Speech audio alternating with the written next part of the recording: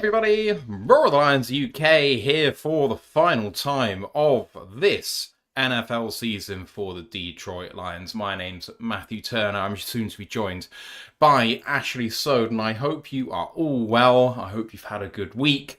We're here for Lions at Bears, of course, which is due to kick off in about 10 minutes' time. And we are going to go through everything as normal. I must confess to having screwed up because I am currently playing poker at the moment as well. So we're going to try, me and Ash, and call this along with me being slightly distracted, which is always fun. Anyway, do get into the chat, say hi, chat with us. It'd be great to see you there. And then, we are, of course, hitting the off-season hard as we always do, just a little bit earlier this season than we thought we were going to. One of those things, I guess, this year. Let's have a look and see who's in the building. Hello to Mile Marker and Justin May, the Reaper, Grandizer, Jonathan Foster, Brent DeWitt, Lisa DiLorenzo, Major 1964. Hello to you all. While I'm solo, I want to run something by you guys to see whether anyone would be interested in this, because it's just something I've had in the back of my mind and I need to get it out of my head and into yours. You guys know how we have prided ourselves on our off-season content. Obviously, we do a college football podcast all the way through the season, and Ryan and Ant are absolutely fantastic at doing all of that all the way through. They have incredible knowledge when it comes to the draft. We don't actually put out a lot of written content for things, but we do have on our Discord, and you guys live at the moment in YouTube and Twitch, a huge amount of draft fans, people who put in a huge amount of work just to understand it for themselves. I have been thinking about creating a new website. The website would be a slightly different take on the draft process. So lots of people make mock draft profiles of players because they want to grade them for themselves, have a look at their college tape, that sort of thing. I was thinking about creating a website that's effectively publicly available to create accounts so that you can create your own kind of draft profiles in a pro forma setting, create a standardized setting so that everyone can kind of draft in the same way, and then it forms a public consensus. So the idea would be it would be a public consensus draft profile site, and then it would contain links to all of the major resources in the draft space. So it will have links to all of the major mock drafting stuff, every player where you guys have created draft profiles about a particular player, that the links to the major sites that have done draft profile on that player would also be available, so you can see what our ranking was and then have a look, go to other sites and see what they've said about players. It would contain the links to places that do cut-ups for college tape if you wanted to go and have a look at it for yourself, all of that sort of thing. I think it's a kind of novel take on how to do this, because obviously a lot of people are professionals at this, but there's a lot of enthusiastic amateurs, and it feels like there could be a place for them to congregate, frankly. Anyway, any thoughts you have on that? Amazing. I would love to hear from you guys as Ash is in the building. Good evening, guys. Good evening. How are you? I'm okay. Just nervously watching Pick Watch because obviously it's pretty close at the top in our league. Like, we're pretty much me, you, and God, who's the other person? I should know this. I think it's Danny Mack. Danny Mack. We're pretty much all guaranteed third, but obviously the top three. But it's just who's going to finish first, second, and third. That's been nervously watching, which is why I'm kicking myself for picking the Panthers over the Bucks. Though in the end, the Panthers did win over the Bucks in a way because they've won the South by virtue of that weird three-way tiebreaker. Well, we all picked the Bengals, so we're all wrong on that. We all picked the Falcons, so we're all right on that. You managed to pick the Seattle Seahawks, whereas everyone else picked San Francisco. Yeah. We all picked the Vikings to beat the Packers. We all picked Dallas to beat New York. Whoops. We all had the Jags. We all had the Texans. So you are one game up, but you are still one game behind me. One game behind Danny and 2 games behind me with the remaining games on the slate. I mean, it doesn't end today. It goes all the way through the playoffs, but 8 games left. Yeah. 8 games left, and we are all 5-3 this week. it's been a good season. Actually, it's been my best season picking games comfortably. Yeah. Anyway, kick off in 5 minutes' time. I don't know if you heard me at the start of the broadcast. Because I don't care anymore. I forgot that we had a game today. So, so I have loaded up a load of poker tournaments that I am just currently in. So I'm going to be watching the game, and I'm going to be calling it, but I'm going to be slightly distracted. So, yeah. Right, okay. I'll try my best. As you can see, since this is the last game of the season, I have brought back the comedy counter, but this time it's not so much a comedy counter because it's how many more passing yards Caleb needs to reach 4,000. Oh, I love that. Mark Marker says, like it, Matthew. Brent has an interesting idea, Matthew. I like that. Thank you. I appreciate the fact that it's at least interesting. About the website. Yeah, I mean, it has to be a futuristic, easy-to-use, modern website. Otherwise, it's not going to work. Like, so many of the draft profile websites look antiquated, and they are functional, but they're not easy on the eye. I'm thinking specifically about something like Draft Scout. Draft Scout is super antiquated looking, but it works. But can you get something which looks like it's, from the future? That's kind of what I'm looking for. So the one that sticks to my mind that's just horrible looking is NFL Draft Buzz, which I know is not exactly a popular one. Yes, which is probably why I haven't updated it. But it's so fucking ugly to use. Yeah, it is. It is. I'll say when I'm on another one now. I'm about to do one for. Stick to the model. I'm just trying out all these different ones and seeing which ones are good. Cool. Let's talk about. Well, we'll talk about the games that have just happened, shall we? Because that's going to be a really interesting thing to talk about. So, what games have we had already today in week 18? We have had more games than that. Why is it not showing? So we have so obviously yesterday we had Panthers Bucks and Seahawks 49ers, and damn, that Seahawks defense looks fucking mighty good right now. Yeah, it does. And then today, so we've had Texans beating the Colts by 8 after a last-second touchdown. It's like, what? Just hilarious. Riley Leonard looked fantastic. Threw a couple of balls into questionable areas, but otherwise I thought he carried them really, really well. Jags won the AFC South after beating the Titans 41-7. Giants beat the Cowboys 34-17. I mean, they look fantastic, the Giants. I don't know what happened to the Cowboys. It looks like... genuinely looked like the owner had told them, guys, just lose, we're out.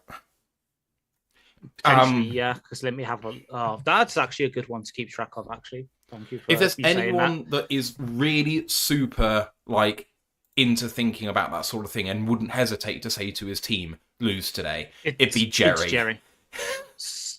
So right now, as of this moment, so I have got Tankathon up again, so I can maybe, because I think they do keep it live during this week, as in they'll keep update it as scores go in. But currently Dallas are picking 12th, so they're currently if Tankathon. Yeah, so we needed them to win, so they went ahead of us. So that's actually hurt our draft position. Yeah. Oh God. So it looks like they're. Hang on, how did I? Oh, because of Green Bay. So it looks like there's if Tankathon is correct, which obviously they're not, but currently they're slated to pick Keldrick 4 at 12. People, anyway. Some people who know college will know why that hurts me, and then 20 Caden Proctor. So at least we're not fucking taking them. Yeah. So the coverage is just going live now. We've got Burkhardt and Tom Brady again, which is fun.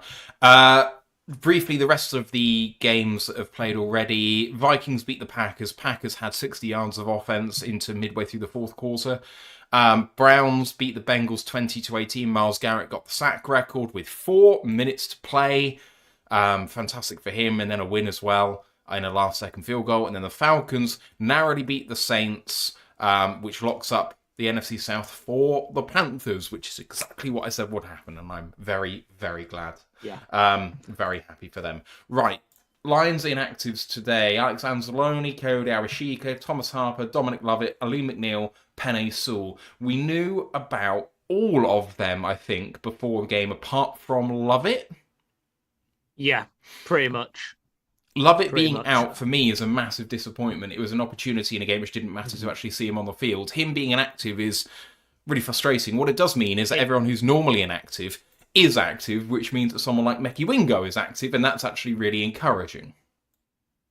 Yeah, exactly. Like, it's tough with Wingo. Like, I've gone back and forth on him so much because, as you remember, because obviously I live reacted to the picks we were together for it. I wasn't too high on him, but I was like, okay, I can kind of see the vision. And then we saw flashes of it last season. He got hurt, and this season he's played like one game, which was ironically the Bears game earlier this season, I believe. And then he hasn't really played since. Yeah, He's just, I don't think he's the kind of fit in terms of play style and size for what they want for the defensive tackles, which is why he hasn't played. But at the same time, he's getting the chance to now. It does suggest to me we might be playing a bit more of the awkward 5-2 looks that we sometimes give, where Barnes is on the line as a stand-up rusher as we get the opening kickoff. Yeah, driven kickoff, and we run it out to about the 29-yard line. As for the Bears side inactives, quickly, Case Keenum's inactive, but that's under the emergency third QB rule. They've got Robert Dunze out and Ostrapilo, their starting left tackle. So maybe that's some good news for Aiden Hutchinson and AQ, especially since I've got a bet in AQ to get a sack today. And then on the defensive side, they've got edge rusher Joe Ryan Churinka, linebacker Ruben Hippolyte II, and cornerback Nick McLeod, all inactive. Right. Lions line up with Goff in under center. First down and 10. Take the snap. Hand off to Gibbs, running up the middle. And gets upfield for about 3 yards, I would say. Second down and 7. I was talking to our resident Bears fan in our Discord channel, and he was saying that with all of their injuries on the defensive line and all of our injuries on the offensive line, this could be the case of the movable object against the stoppable force. So... yeah, especially since, obviously I know it's a bit hard to tell because he's on the far side of the picture for us, but starting at right tackle is practice squad elevation Chris Hubbard, who is taking officially his first regular season snap in the 12th year of his NFL career. Wow. Lions gain 4 yards on 2nd and 6. It's now 3rd and 2. I'm not going to run an active clock today, I've decided. I'm just going to try and keep it vaguely in the area. I can't be asked with an active clock. Kind of sounds like our coaching a bit.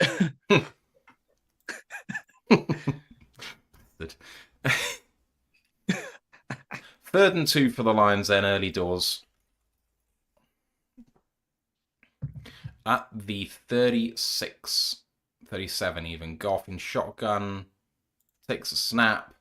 Well protected. Throws underneath for Amon-Ra, who actually goes back a little bit. Wasn't touched, and he might be... They're marking him just short on my picture. Let's have a look. That looks a little short. If he was touched, then it wouldn't have been. That's a good catch, but yeah, it's just short, I think. I think it's short. It's going to be an inch or so, maybe. Or is it a first down? I think they've given him a first down. No, it is. Yeah, they have. Have they? Okay. Yeah, 1st and 10. Oh, yeah, I've just heard it through my ears. Right. Goff in shotgun takes a snap. What a laser. 3-step drop. Throw straight over the middle to Isaac Tesla. All the way down to the Chicago 43. Bullet. Let's have a look. Bit janky on the initial stem of that route, but we'll take it. That's a decently ran kind of post pattern from Tesla from the outside position. I'll take that. Just pepper him with targets. Just get him as many catches as you can. Just game reps. You can fuck off. Who's coming off injured? The Mahogany's coming off injured. It's his arm or shoulder, is it? Okay, anyway, I haven't got to the super chat, so many thanks to Major1964 with the $5 super chat. Major says, DJ producer here in the D, key changes in the off-season. Ash, what are the changes that you would make? Because it's on the horizon. People are talking about both coordinators. I myself would keep Shep, but I do think OC is very much on the block. OC's on the block, as people in our Discord will notice. That's a fucking great throw. Got off the back foot to Jameson Williams, caught at the 30-yard line. That was a nice back shoulder fade. That was. definitely agree with OC. As people in our Discord will know, I'm not for firing Shep. What I am for is getting a veteran guy in. I keep saying the Don Capers route because that's what we did with him Never mind in Don year Capers, one. we also had John Fox, right? We've done it John twice. Fox, exactly. John Fox, exactly that kind of veteran guy, just to help Shep because initially when we had everyone, defense was great. It's just adjusting to stuff, and that's where I think a veteran guy can come in. I did suggest Steve Wilkes on Twitter because he runs aggressive fronts with his schemes, but he's also more of a zone guy. So when we have to move zone, he can help with that. Nice off tackle run from Jameer Gibbs on the right hand side down at the 22 yard line, second down and 1. And then it's just attack the offensive line in the off season in terms of veterans on the inside, but also getting at least if Decker does stick around, a reliable swing tackle. If not, someone who can start at one of the tackle spots. If that means getting a traditional right tackle in and moving Penne to the left, so be it. But just attack the offensive line because we've seen what's happened when it's been injured this season. Stuff like that happens. Montgomery on 2nd and 1 gets rejected. Oh no, he's going to get a first down. I thought it was short, but again, they're giving us a first down here on the spot. Our resident Bears fan was actually in the chat when I referenced him here. Oh, was he? No, that's a mistake. Sorry, he wasn't. I saw a B and that... Oh no, maybe that is him. William B. If that's Bailey, then thank you. It says, good luck today. Let's just both stay healthy. I completely agree. Ash, number one priority for me today is just don't get any injuries. Yeah, exactly. Well, too late on that, unfortunately, with Mark. As woo, JMO with his traditional spin move. I hate that I'm ahead of you, but there's nothing I can do about it. I'm going to try and refresh my thing, but I don't think there's anything I can do about it. I think it's because I'm using a Wi-Fi extender, and it just delays my... fair. I'm watching it through my TV, because I'm lucky. But yeah. Nice throw by Goff to J-Mo, who sat down in the hole in zone, and Goff got hit in the head as well. Head-to-head contact. That's a bad hit. And he points to it as well. He's asking for a flag, Goff. It's not like he's not. Nice first drive for the Lions.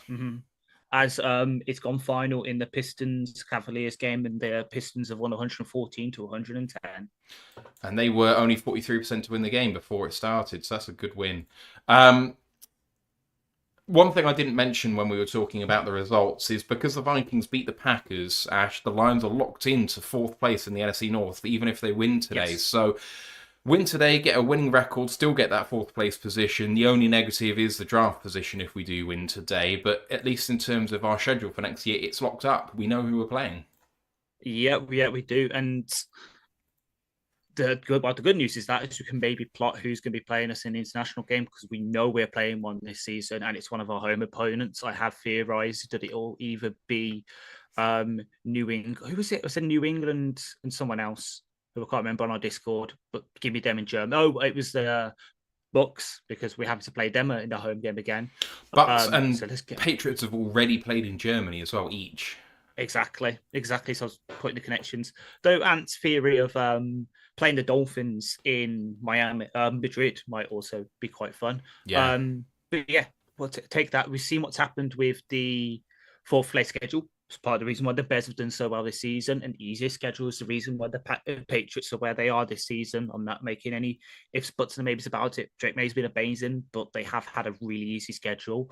So I'm all for it because it gives us that little bit of advantage. Just think like of the first seeds in the conferences over the past 10 years, like most of them have had like a sort of not a first place schedule. They've been playing like 2nd or 3rd ones.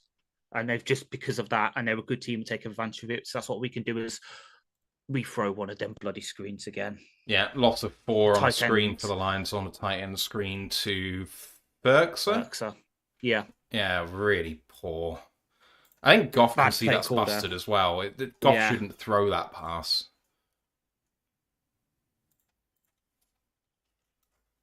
100% agree. Also, just if you're going to do that, and I know I rag on the guy, but if he was throwing a tight end screen to one of our tight ends right now, it would be to Zylstra, the former receiver. I don't know if Burks has been a great receiver recently, though. Been very mobile. Goff trying to get it off before. and timeout call by the Lions as they weren't going to get the playoff.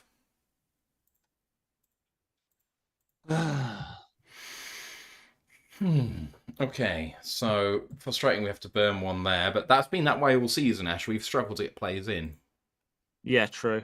It's just annoying, to have to burn one so early in the game. Interesting. Patriots already up on the Dolphins. Love that. What else do we have here? Shank says, could this game give us hope going into the off-season? I mean, yes, but the next regular season game's eight months away. Who cares? True. But I think, as I said on our preview, I just want to see signs that the coaching is doing the right things in terms of the situation. That's what I was like. So in terms of players, yeah, for the most part, I don't care. I don't care what Chris Hubbard's going to look like because I don't think he's going to be on the roster next season. But in terms of play calling and stuff like that, Go off on third down, and it's a really nice play by Jaquan Brisker contacting Amon-Ra St. Brown at the catch point at the sticks. It's 4th down and 6. Field goal coming.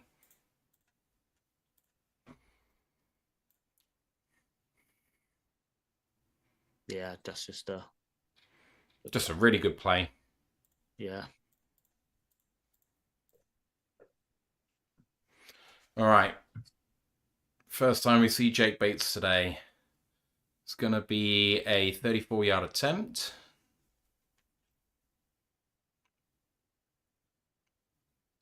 Snap's good. Holds good. Straight down the middle. Lions lead 3-0. Good first drive. Things you'd love to see. Exactly. I mean, aside from the tight end screenplay call, been pretty good on that front. Yeah, everything's been pretty promising.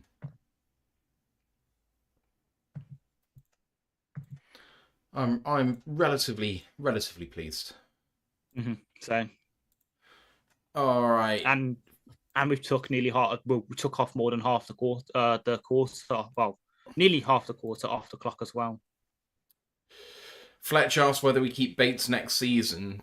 Not only do I think we keep him, but for me, he's one of the first names on the team sheet. I think he's absolutely terrific. I think he's up there potentially in terms of at least the quality of what he is right now and what he could be. I think he's up there with the best we've ever had. I get that people expect more from him because they've seen that he can do things that other people can't do. But the reality is that, just because he can hit potentially a 70-yard kick doesn't mean that just because he has the leg, it's any easier to make those kicks. When you end up going something like 50% from that sort of distance, that's expected, that's average. And I think fans potentially thinking about trying to get rid of him for that for me, it's a bit of madness. Yeah. Like, as you say, part of the thing of him as well is we know he's got the massive leg. We just haven't really used it yet as well, which is the thing. Like, I know that's partly because we like to go for it on 4th downs, but there is that possibility in his locker that if you need someone to kick a 67-yard game-winning field goal, there's probably one other kicker in the league I'd probably pick over Bates for that, and that's his former Arkansas running mate Cam Little. Yeah, that's fair. Cam Little's incredible. Yeah, there's a reason I say 67 because he kicks yet another one today. Won't be surprised if he gets that. Do you know that deal that Swedish high jumper has, where every time he breaks the world record, he gets like $1 million from Red Bull? He just signs one of them wherever he just keeps kicking record-breaking ones. He's got 68 now. So next season he signs a deal to kick 69 yarder, then a 17, and so on and so forth.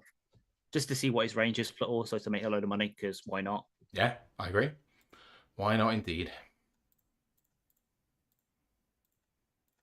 All right, what other comments do we have in here? Fletch says, right, if he gets more chances to be more productive. Shank says, I think having the clutch factor is a big plus. For sure. Pinky says Aubrey to Dallas's kicker. Aubrey's the best kicker in the league. And I don't think it's that close. Cam's got the big leg and he's very good from distance, but Aubrey over seasons has been so Yeah, impressive. true.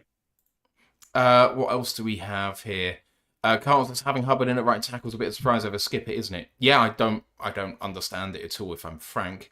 And also Fletch just says, thanks for the great podcast this season. Lads, we'll be back next year, you bet. I mean, we're going to be live once a week throughout the off season as we always are, and we're going to have the best draft content in class. So I hope you stick around for it. I hope you enjoy the NFL draft coming up. We're going to have the best show we can possibly do. So yeah, it's going to be, hopefully, I think it's going to be quite something. First down and 10 then for the Chicago Bears, and very quick throw on the outside. Nice tackle, but Loveland instantly has 7 yards. 2nd and 3. Yeah. I mean, that's again, I know it's bigging up the Bears here. That's one of the things I've had going for them this season is they've been pretty consistent on the offensive line. Like you look at that the starting 5 listed there. It's only really the left tackle that hasn't really played, like, isn't really a starter. And even then, he has started games for them, or they were working Shapiro in. So everyone else has pretty much played as they're supposed to. So Tyleek at 51.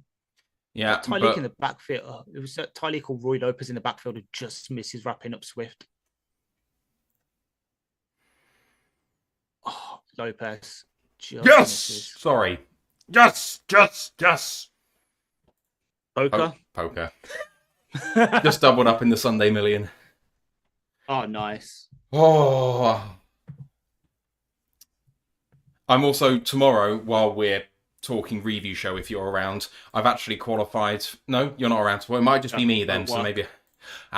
So I have a qualifier to the UK Poker Championships, which are happening in Nottingham on the 25th of January. Ooh. So if I qualify through day 1 into day 2, day 1's online. If you get to day 2, which is physically in person, they pay for your hotel. Oh, there you go. Which is pretty cool. So, yeah, I am hopeful. In before they stick you on the Premier Inn that's on Angel Row. It'll probably be something cheap and nasty, but obviously because you don't get a free hotel if it's a quality hotel, do you? True. Here come the Bears then on first down and 10. Ooh. And an inside run, nice tackle on the backside by Aiden Hutchinson. Flew in there. He read that perfectly. Yeah. Coming from like that sort of wide, like 7-9 technique there. Yeah, it's like an 8, maybe? Yeah, something like that, yeah. And just completely blocked off the backside and gets to Swift. Right, 2nd down and 7.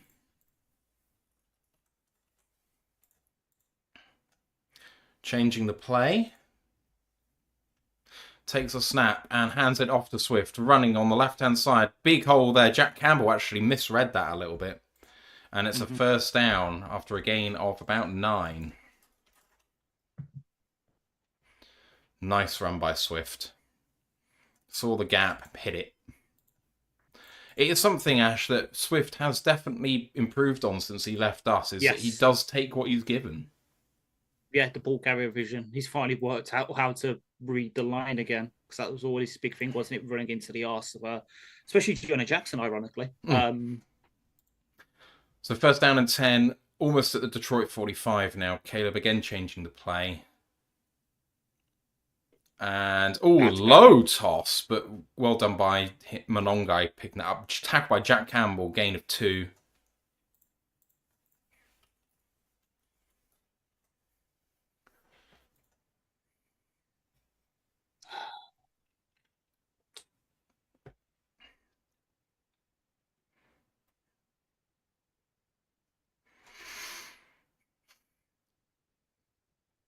Okay, 2nd and 8.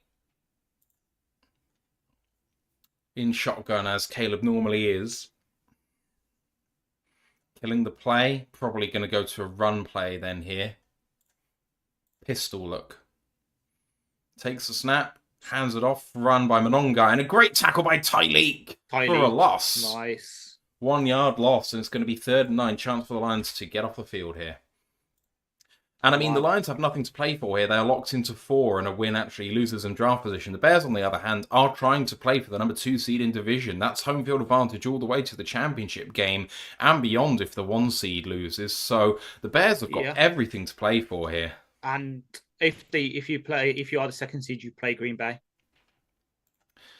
Yeah, and potentially you could get the head coach fired. And throws that into the ground for Monongai. Just a busted play. It was going to be a screen, and the Lions read it really well. 4th down and 9. This is a punt situation, I think. Potentially, yeah. Excellent by the Lions. And I tell you what, that's the sort of play where Caleb could try and play hero ball at some point. There, he just saw it was busted and threw it away. That was something that we haven't really seen from Caleb before necessarily, is making that sort of heads-up play to live another down. Yeah. That's one thing Ben's definitely helped him do. As plus it does obviously help having to be the best punter in the game. I was going to say in my head. Tory Taylor with the punt and returns by Raymond out beyond the 20-yard line. So it's only a net 25-yard punt or so. Not great. Mm-hmm. Hang on. That reminds me. So he has got 8 passing yards, so he needs to get 262. That's what I think.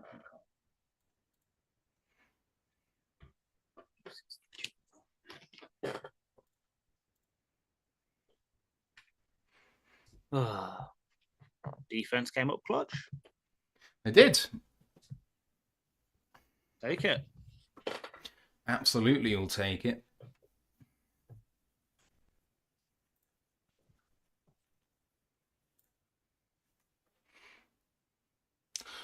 All right, let's check in again with the chat.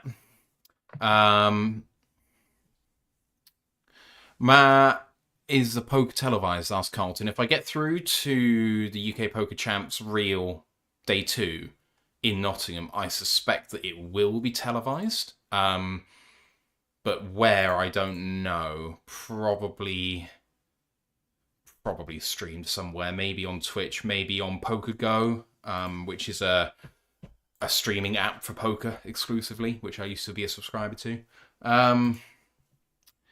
Jonathan Foster says, our outside rush defense really is dreadful, cannot seal off at all.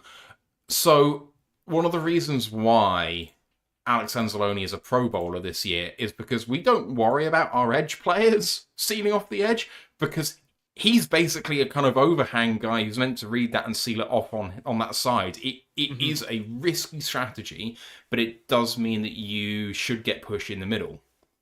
Mm-hmm. Plus, to build off that as well, it does help, when your strong safety is Brian Branch and your free safety in Kirby has had his run defense dramatically improve to the point where if they read the outside zone runs, they crash down on them like nobody's business. That's where Branch has had quite a few good plays, is reading them in like a sort of from his robber position in us like cover ones and just getting there and just blowing up the running back. So I know again, it's the having them out, like a thing that we've talked about ad nauseum at this point, but having both of them out has really hurt the defense, not in the passing game, but because of what they can do on those outside zone runs. To answer Dr. Detroit, so Dr. Detroit says, now do you get what I said when I said 12th pick, not 15th? So by my reckoning, if we lose this game, we will be picking 14th. Trey Lance is pick 6th. Yikes. So at the moment, we're picking 16th, pending this game. If we win, we will go to 17 as the Lions start with a catch by Jamison Williams for a 7-yard gain. It's going to be second down and 3. Sorry. Took my eyes off it for a second, but I saw J-Mo with it. So if we win, we go up to 17 because we leapfrog Baltimore, but we wouldn't go ahead of Minnesota, I don't think. If we lose, we are currently playing a really high win team, so our strength of schedule is going to take a hit, as in it's going to improve, but that's bad for our draft position. We would go surely ahead of Indianapolis and Tampa Bay. We currently have the same strength of schedule as Atlanta. Their pick is currently with the Rams, but it's based on what Atlanta have done. Atlanta have just played a 500 team, so theirs is barely going to move, but we're playing an above 500 team, so ours is probably going to slightly increase, which means we'll stay ahead of Atlanta, so we will pick after them, which will be 14th. So you said 12th, but we're going to be 14th. So I'm looking at Tankathon, Dr. Detroit. We needed Dallas to win to go ahead of them. Dallas lost, so they remain ahead of us at the moment. And there's a sack of Goff. Half sack between Grady Jarrett and Montez Sweat, but I'd actually say it's more 2/3 Grady Jarrett here. So yeah, look, you remember what I was saying in the preview about one thing that's happened to Mahogany's getting too upright in his pass pocket. That's what I mean. He saw he's just leaning in there, and Jarrett just gets underneath him, just goes right by him. Not good. All right, 2nd and 15. Goff with a short drop and a throw underneath to Amon-Ra St. Brown gets himself about 6 yards there. It's going to be 3rd down and 9.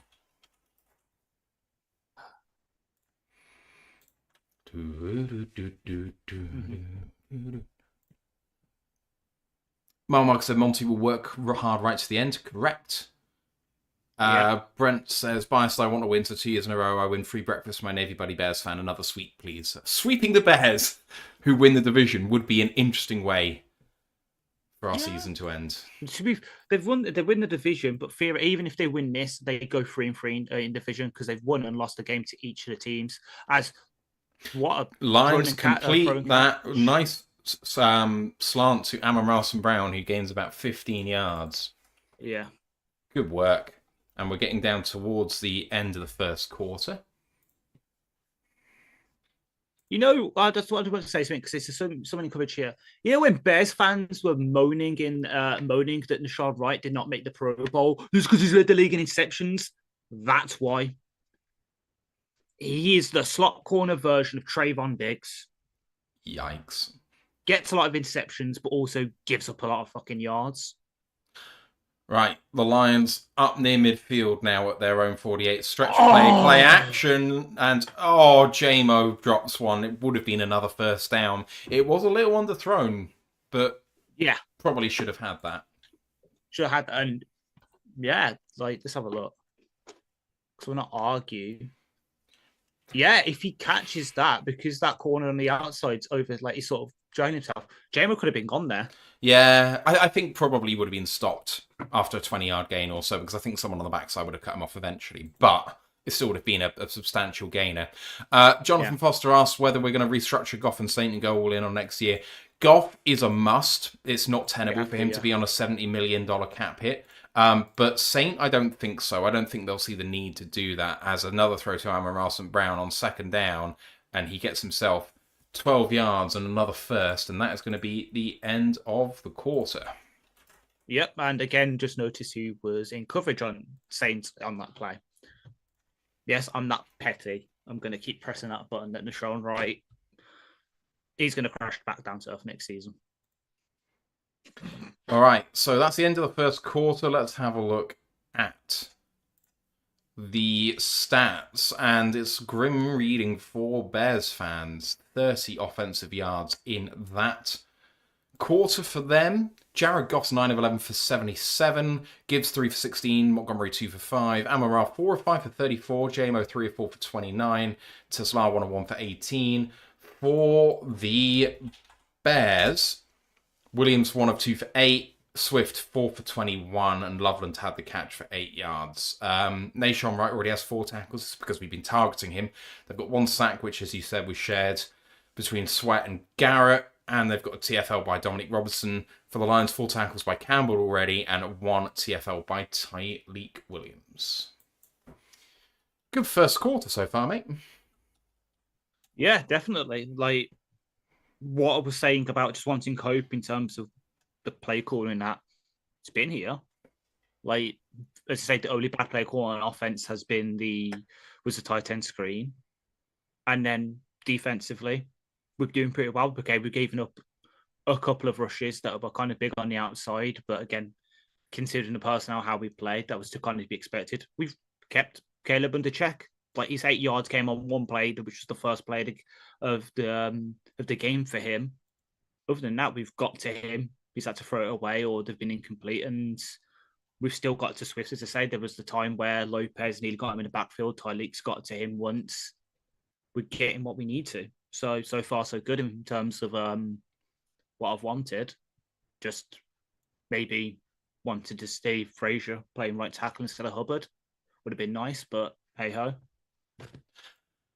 All right, couple of questions in here. Jonathan Foster asks whether we go after the Ravens Centre if he hits free agency. As much as in my dreams it would be an amazing thing, I don't think we can afford him. We were already talking about how Ragnar was expensive, but we do it because it's Frank. I mean, the thing is, if you pay someone like that, you really want to pay people at least at those sort of positions that you've had in your building. Because he's fantastic. I'm sure he'd be great here, but you don't want to be paying 20 mil plus for that guy. I don't think outside of the building when we're already struggling to re-sign our guys. Carlton asked what time of possession was. It's 10-5 in favour of the Lions. Brent asked whether Lopez has earned himself a 2-year deal. I think he should be brought back, especially if DJ Reader doesn't come back. And then Mile Marker with the $20 super chat. Thank you very much, Mile Marker. Very generous. Says, thank you for making the season more fun despite all. Yeah, despite always doing some heavy lifting there, but yeah. Yeah, no, it's been a fun season in fits and bursts. So trick play. Goff going to throw toward the tight end, and it's battered at the line. I tell you what, Ferguson was covered very well down there anyway, so it's going to be 2nd down and 10. I think it was Austin Booker that got. Yeah, it was Austin Booker that got to it. Brent says Ravens might tag Linderbaum. I'm fully expecting them to tag Linderbaum if they don't work out a deal. See, as I said, I think it was on Discord again when it was first brought up. Yes, Lindenbaum is probably going to, if he does free agency, will probably be up there for free agents in terms of just across league at any position. For us, and again, it's the same kind of conversation we had with Mike McDaniel, where, yeah, we can probably make it work with Lindenbaum in our scheme, but he's a bit short and small for centre, and considering the power stuff we do, we need a bit of bulk and, thrust from our centre. So... Well done by Jameson Williams to come back there and get a first down. They missed a really, really bad false start there by the Lions. It was at least a half second of a false start. So, hey, they don't just miss ones against us. They miss ones for us as well. But Jamo took his time, picked his spot, and got a first down after 5 yards. Yeah, sorry to interrupt. No, it's fine. But if we, let's say we do go and get McDaniel, then, that possibility of us signing Lindenbaum does go up, because Lindenbaum in that kind of scheme would be amazing. Right, first down and 10 inside the 30 now, and a handoff to Monty running straight through the middle for a gain of about 4.5, 5. It's going to be 2nd down 5. It's a flag. I saw it was Tate Howard. 1st and 20 coming up then. Frustrating, but there we go. So it's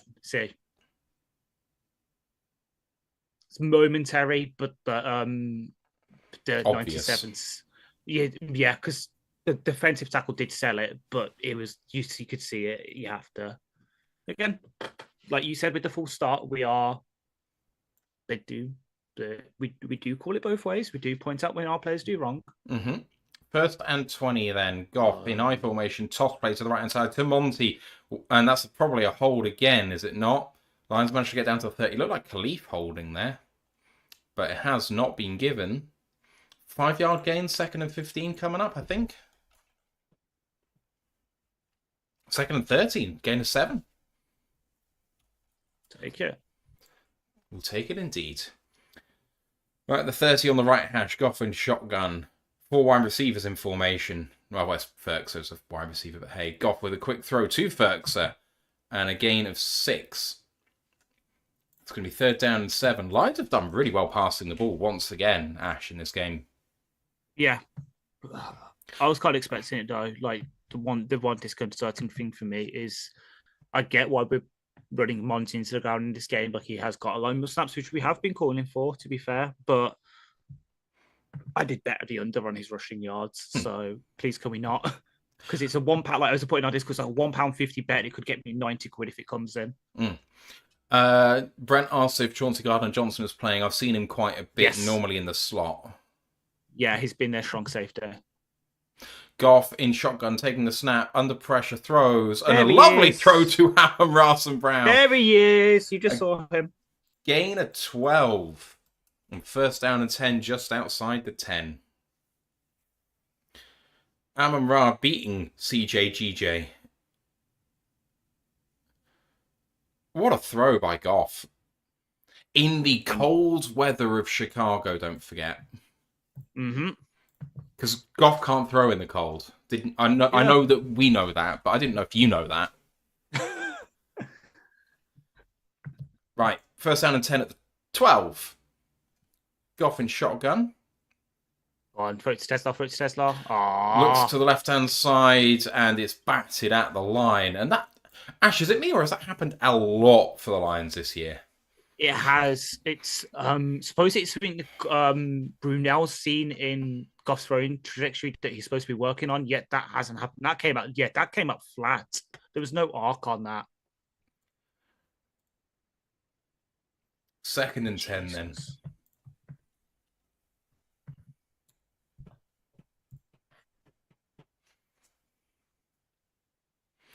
14-play drive for the Lions. The Bears have only had one drive, and we're over 3 minutes into the second quarter. Goff with the hand. No, fake handoff! And Goff's going to run himself to the left-hand side and throws it away. Boots. Oh, that's such a beautiful little trick play. No one expects. I love how it's classed as a trick play for us. It's a play-action boot. But it wasn't. He didn't boot. They're calling it a bootleg. To the left. Well, yeah, it's a bootleg to the left. But he didn't boot. He didn't turn his back to the defense. He specifically just handed it off, but tucked it, and then he ran himself. It was almost like a zone read. Come on, 3rd and 10. Another false start missed. Taylor Decker, that was. Goff under pressure, gets out of it. It's going to throw for the end zone, and it's over Jameson Williams' head. It's 4th down and 10, and it's going to be another field goal attempt coming for the Lions. Tell you what, though, this is increasing Bates' points on the season. Yeah. Yeah, no one's available. 2 wide receivers in the same place for the Lions at the point that they're just looking at the moment. You could maybe have thrown Tesla in the back corner of the end zone, but you've had to have made that perfect. It didn't look like he was running that route that way. Anyway, Bates from his favoured left hash.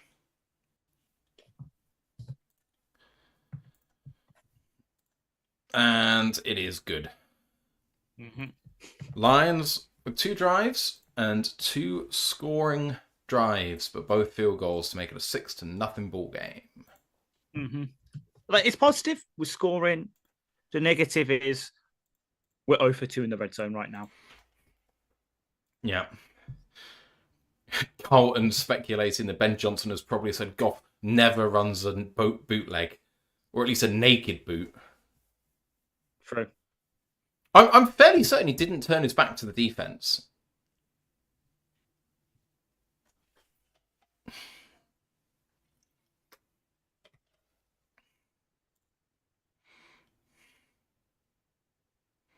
It was the second down play that he bootlegged on, wasn't it? Yes.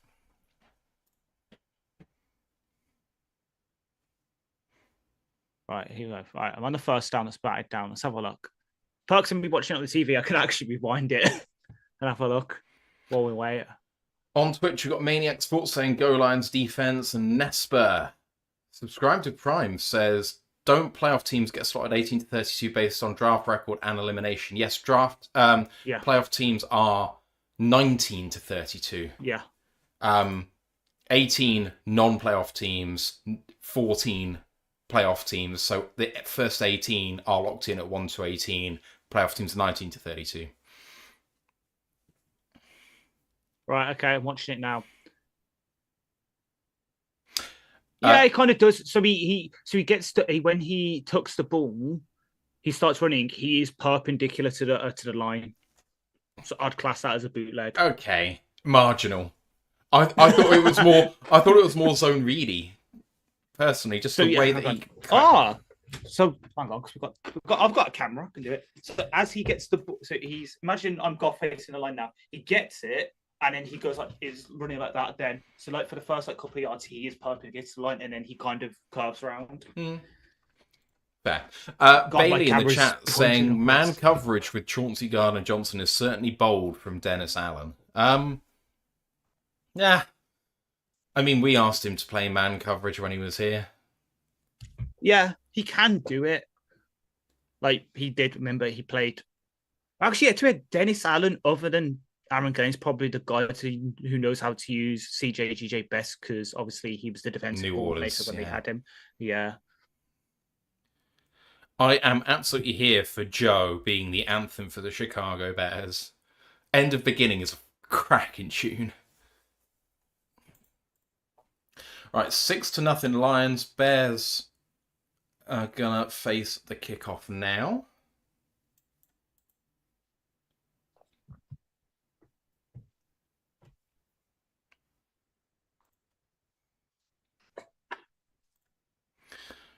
Bates kicks it away. Oh, I'm actually behind you now. Oh, okay. The perks of me having to rewind it for you. And returns all the way out to the 32-yard line. Right. So the Lions have had the ball, I think now. There we go. 13.5 minutes to 5 minutes. Right, we just want a nice little takeaway here. Just to make them hurt. How little time can the Bears actually have? Can we hold them to 10 minutes in the game? We could do it. Come on. Theoretically, yeah. It's not going to happen. Anyway. Caleb in pistol. DJ Moore in motion play action, looking that way. Almost picked off by Jack Campbell. Oh, he tipped that, but he could have had it. 2nd down and 10. That was a poorly thrown ball into double coverage. That's a good throw by Tanamaki there. Jesus. Grant Calcaterra as well, someone I loved in the draft process. Let me just check something.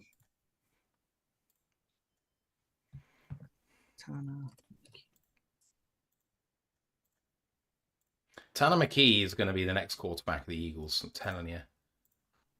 I was just checking if he's a free agent. He's not next year. He'd be one next year because I was going to say if he is this year, we do have his former college head coach currently on staff if we keep him around as passing game coordinator, but he's not. He's got one more year in Philadelphia. And as you said, yeah, it's either going to be him or the guy they drafted this year who I really liked. Who's that? Oh, God. You brought it up.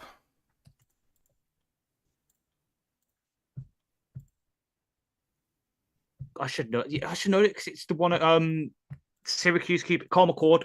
Oh yeah, I liked McCord. Oh, Sack City! Aiden Hutchinson from the backside beats him. Hutch came to eat, and the Selly is good as well. 4th down, and the Bears are losing the ball after only a minute or so. Hutch beating the right tackle. Darnell right. Oh, easy. Easy money. And I think it was the defensive tackle next to him. Did you notice who the defensive tackle next to him was? Was it Wingo? It was Wingo.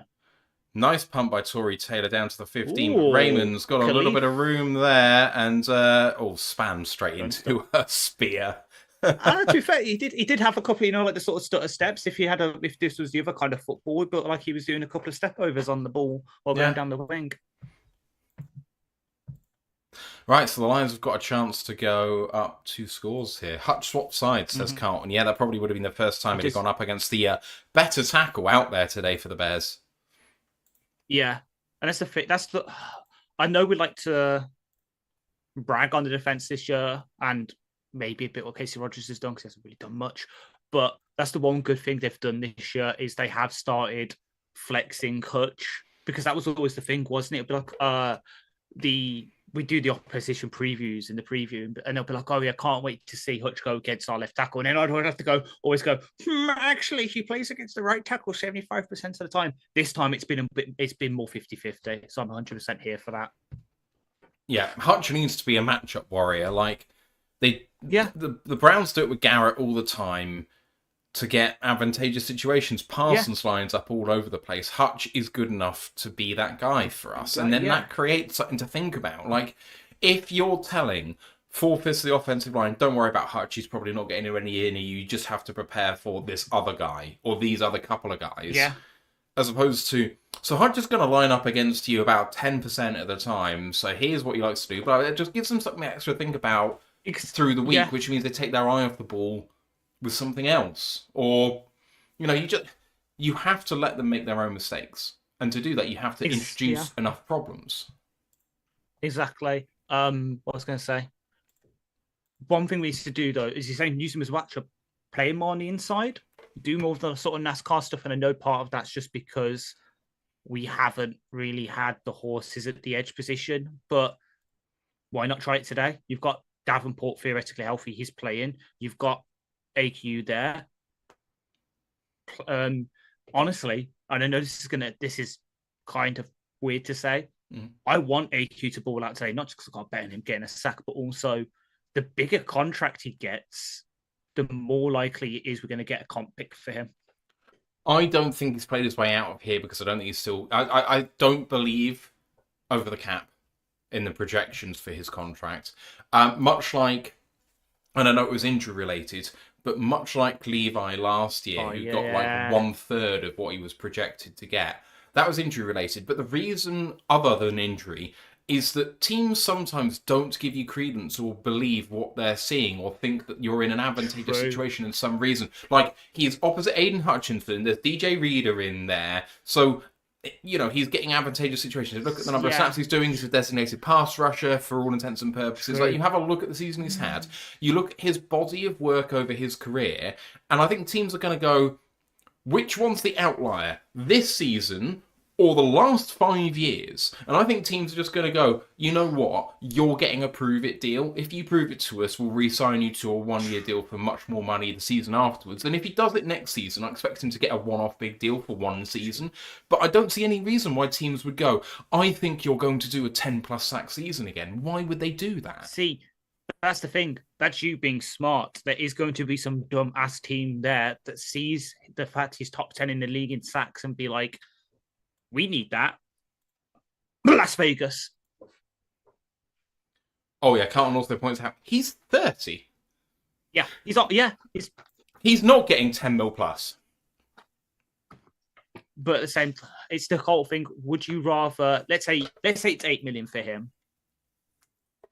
Would you rather spend that 8 million on him, or I don't know, or you could use that extra bit of money to go from signing Greg Van Routen, let's say, on a $6 million deal for the interior, or you go out and you get, like what we did with Styler, you give Joel Batonio a $12 million 1-year deal.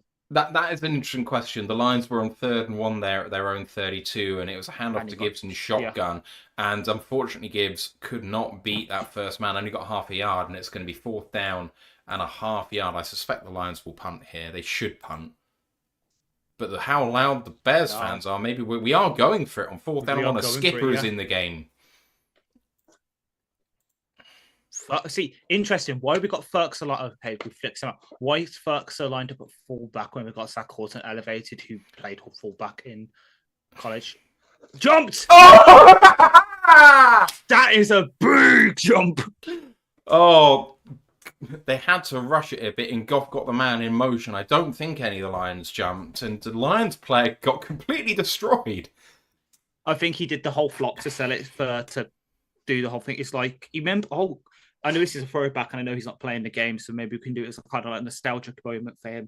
Do you remember when teams kept snapping it late and Anzalone got pissed? So it happened whenever it got to like 1 second, no matter where he was, he just stopped blitzing and just waving his hands so the refs know we're looking. Yeah, but the problem with that is that he did that once this season, and because he did it while the time hadn't expired, he actually got an offside penalty because he was in the neutral zone. So the problem with doing that is you have to do it after time has expired, which means there would be a flag already on the play. So you have to be very, very careful about doing that. Anyway, first down and 10 for the Lions after that debacle. So the Lions could run out this clock here, 7.5 minutes, one drive. That definitely is possible. You know, the Lions have done that in this half so far. If they run out this clock, the Bears are going to have 6 minutes of 30. Yep. Goff, play action, under pressure with an unblocked man. Nice throw to Amon-Ra St. Brown for a gain of 11 down to the Detroit 49-yard line. And that was again CJG in coverage on him.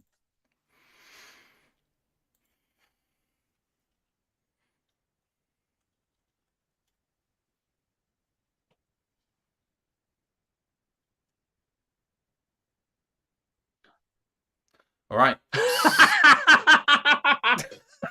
That's a great stat. Fair play to Fox. That's a fucking great stat. Put it in the Louvre. But hang it in the Louvre. Hang it in the Louvre. So for Steal it from the Louvre? True. Snapped with 1 second to go and a bootleg for Goff into Gibbs in the flat, and he goes out of bounds after a gain of 5. Second down and 5. Yeah.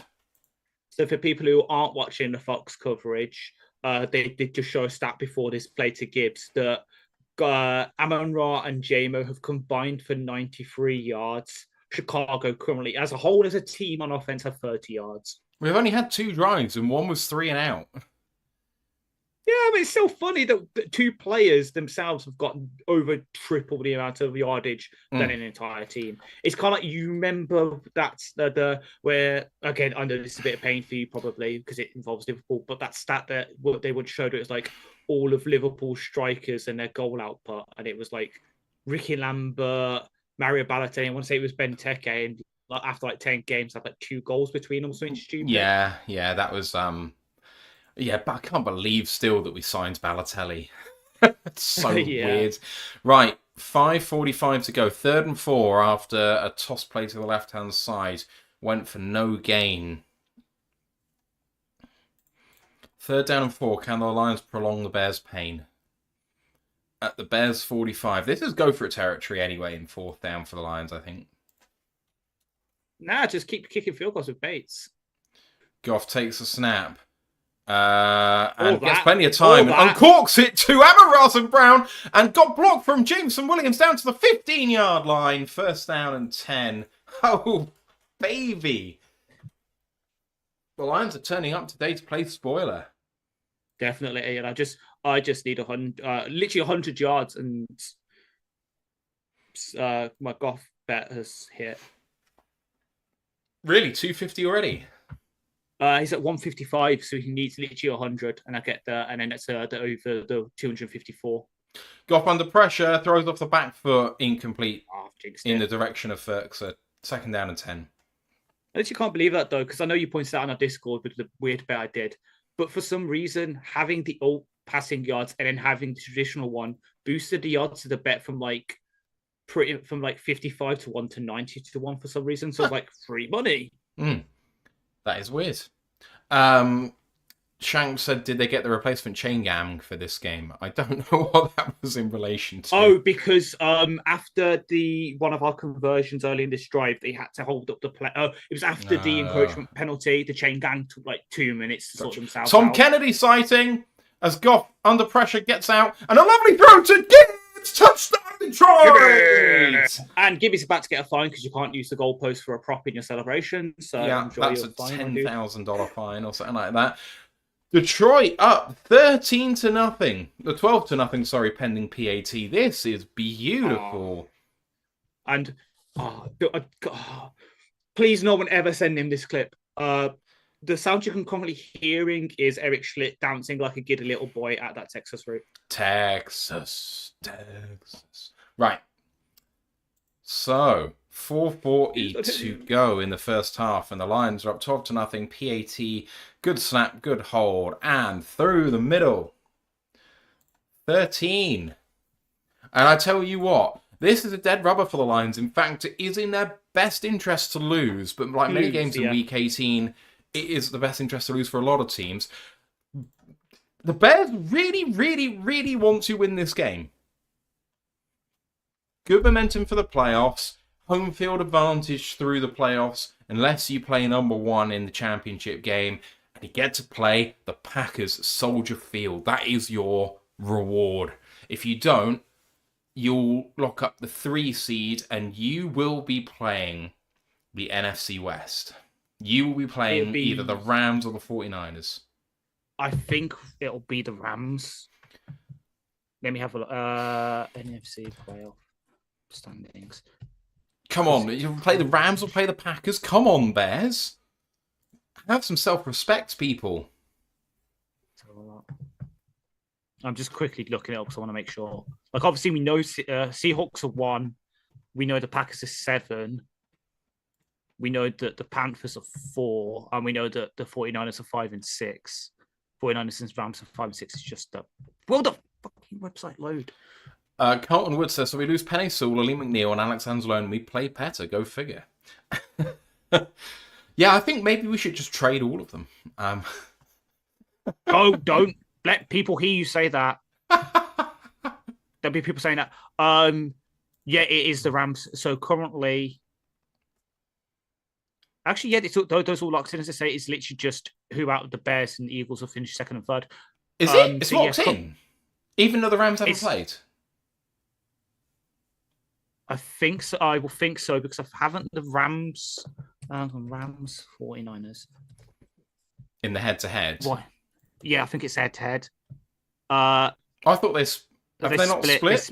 Yeah, they did split. So who's head in the divisional record then? Is it? Well, let me put it say. It's because they've played, haven't they? Currently, the playoff picture, the NFL playoff picture thing has the 49ers listed as the 5th seed. Okay. Second in the NFC West. Right. So the Bears must win this game to avoid Stafford. Yeah. If the Bears lose this game, they're facing Stafford, and Stafford will end their hopes. They should beat the Packers. So. Mm-hmm. I'm not praying that we lose this game. I'm just disappointed that they're not making more of this. Yeah. Quick update while we wait for the kickoff. Goff currently has an 89.5 PFF grade. Amon-Ra has an 83.9. And then on defense, then I've got any good grades that we can look at. Jack Campbell with a 91.4 and Hutch with an 89.7. Kickoff received at the 5, being returned out to the 25 to the 30. Drops a shoulder and a nice tackle by, guess who? Sione Vaki. 4:35 to go. The Bears have only had the ball for, I think it's 5.5 minutes, if I got my counting right. 6.5 minutes. 18:42 to 6:38. Currently, with that touchdown, Gibbs has tied another NFL record with the most games with a touchdown scored through 3 career seasons in NFL history. 31, tied with Barry and Randy Moss. Nice. Obviously can't do any more than he is doing because we're not playing next week. Screen pass and well timed on the backside. That's good pursuit by number 94 of the Lions. That is Mekhi Wingo. You can hear me trying to get it out with the... So 1st down and 10 again after that play. Nicely timed screen pass, but cut off at the pass.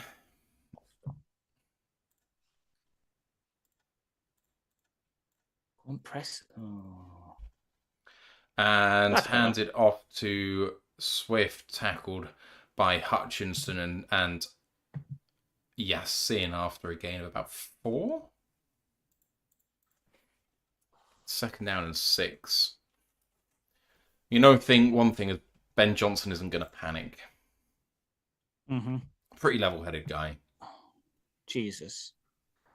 The Jets are already done for. Currently, Mitchell Trubisky is 11 of 15 for 121 and 1 touchdown against them. Nice. Is there a pick yet, though?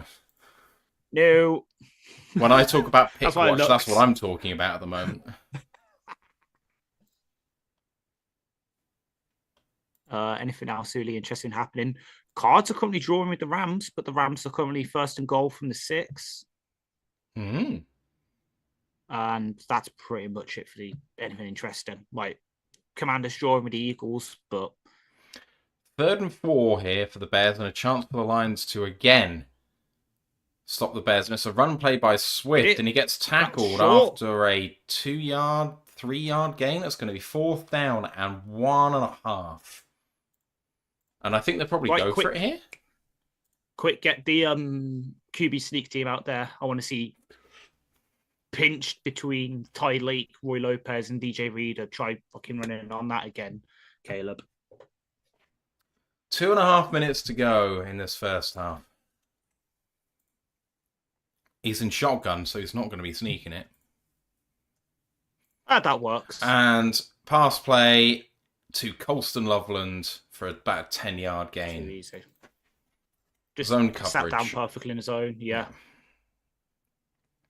But also Jalen Mills side. Oh, Lacey really got a hand to that. So yeah, we sold out for the run there.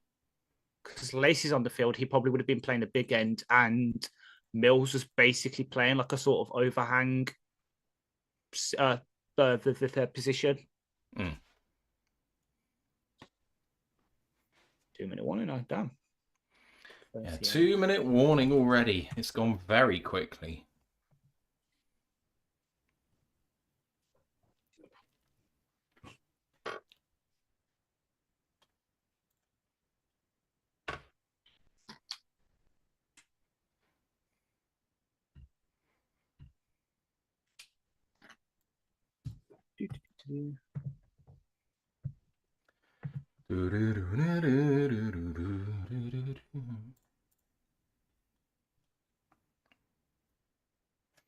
Carlton says Lacey, Mills, Wingo getting reps makes a change rotating depth players. It needs to happen more. It does, yeah. Actually,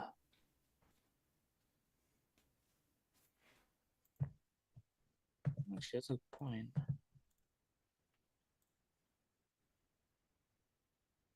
Anyone? Yeah. So on that kind of point, okay, Fraser's got 3 snaps in relief from Mahogany when he had that injury, but so Raymond's got in the field for 7 snaps supposedly. Ferkser 24, Zylstra 14, Horton 1, Tesla 19, Monty 17. So a comment. Sorry. Go on, you sir. Brent DeWitt asking about halftime adjustments. Says the Bears will make halftime adjustments, and that's been an issue all season. Curious to see what our third quarter counter adjustments will be. So if I'm the Lions trying to anticipate how the Bears are going to change things, they've really not been able to get things going on offense. They need to identify better when they're against zone coverage, because they seem to be picking that apart quite well. The running game has kind of worked for them mostly, so I think they should be kind of defaulting to that mostly. When they do pass, I mean, they haven't really got Caleb on the move a huge amount, and I would maybe try and get him outside the tackle box a bit. So as a counter for the Lions, I mean, play against the run, like we always try and do. Watch out for Caleb on bootlegs, or just kind of trying to speed outside the tackle box. And then, I don't know, I think we're doing a pretty good job in coverage, so just keep that going and see whether you need to change anything. Yeah. 2 minutes to go as the Bears come out at the Lions 38-yard line. Caleb under center this time. And it's play action, and Hutch might get there! And almost tripped him up, and then... What a tackle by Malcolm there, flying in. Really, really good throw to Cole Kmet. Yeah. But he only lost 2 yards there. Caleb somehow got away from Hutch. If Hutch didn't go down, he almost tripped him up, but not quite. And then Yasin was in his face, got a hold of his arm, but couldn't drag him down. Ooh, Rams just had a touchdown overturned, and now 3rd and goal at the Arizona 1.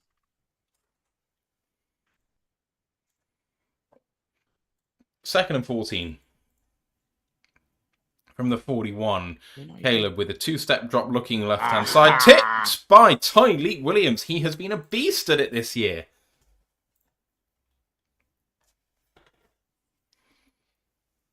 So he's coming. So Tyleek's coming off. Put Mekki on. Yeah. Nice. Go on, put Mekki on. Free tech him.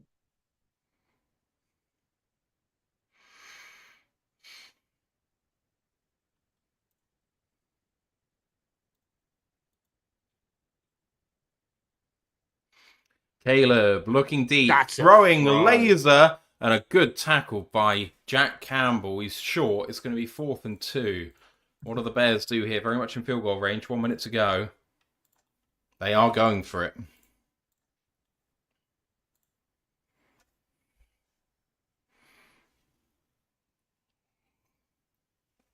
Fourth and 2.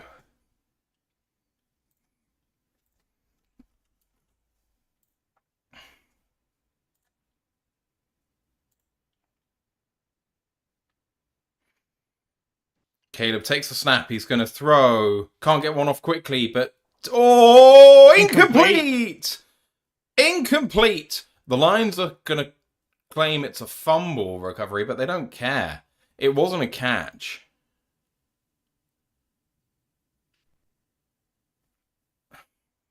Turnover on downs.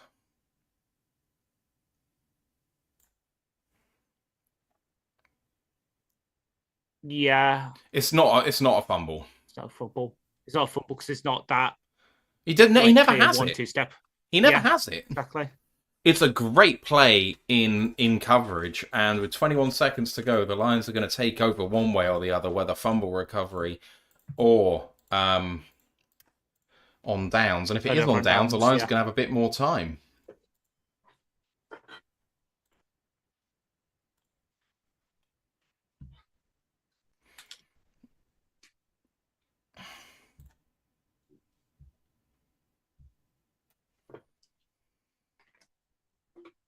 Jesus, that's the one thing that the Bears should be definitely embarrassed about. The fact that our shoddy pass defense is currently holding Caleb to 45 yards. Mm.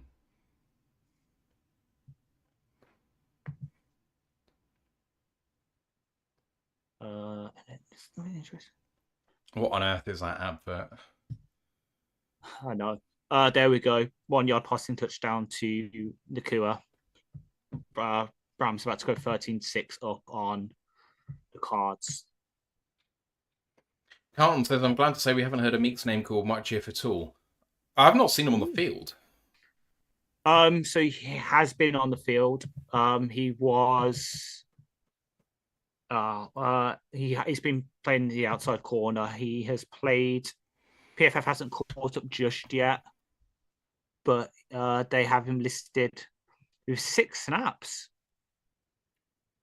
Okay. So who's been playing corner? Yeah, I was about to say, I don't think I've seen him on the field very much.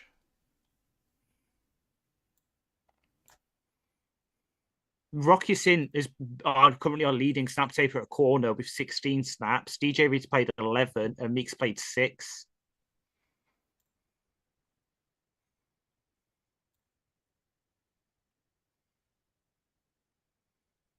Damn, okay.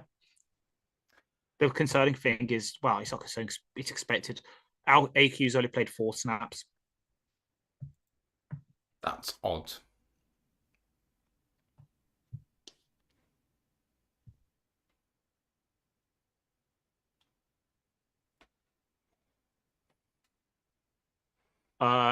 It's not with spoilers because obviously we know it. They have officially overturned the play and said it's a incomplete pass. Yeah. Shanked says, love, enjoy the silent soundbite at the end. Carlton says, so not played much nickel then, question mark. No, I don't think we have very much. I'd probably say no. Again, PFF just might not have caught up with the snaps, because sometimes it take a couple of minutes to. Yeah, to verify. Anyway, the Lions are going out on offensive with 30 seconds to go and 2 timeouts. They're going to try and score again. Goff in shotgun, 2-step drop, and then just a quick little pitch outside to Gibbs, and he goes out of bounds after a gain of 11. First down, Detroit. 6 seconds gone. 24 to go. That looked like he got a slight touch at the line because the flight of the ball was weird. Yes, yeah, I think it did. Or I think Goff had to try and pitch over a hand. Yeah, something like that. Yeah, just came out a bit janky. FYI, when I take my break, I'm going to take it with 5 minutes to the hour if I'm still in these tournaments instead of at halftime, just because that's when I get the break. Okay. Yeah. Microwave. It means I can microwave my rustlers at halftime. Hey, Goff with a little angle route to St. Brown after a gain of 8, and it's going to be a timeout, Lions. Yeah.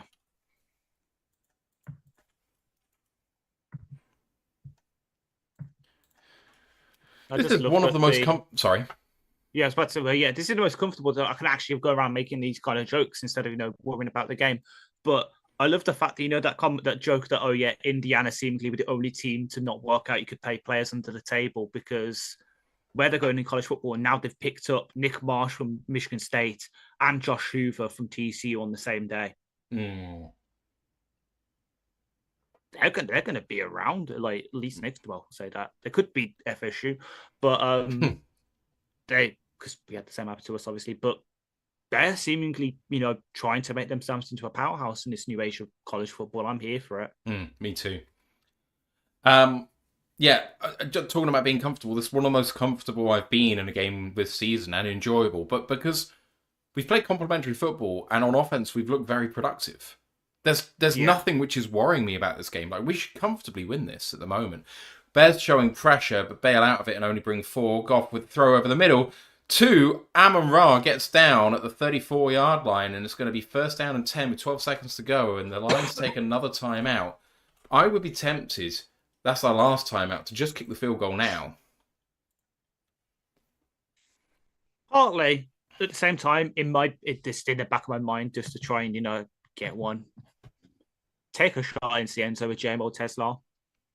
You've got 12 seconds. You could have 2 attempts at the end zone, potentially. Yeah. Oh my god, Amon-Ra has 110 receiving yards and 9 catches. Oh my god. Why haven't we played like this all season? It's like a weight has been lifted. Thank you. I didn't want to say it, but yeah. The last time I feel like we've played like this was against the Bears? I was going to say the Tampa game, but yeah, sure. Tampa game, Ravens game, first time against the Bears.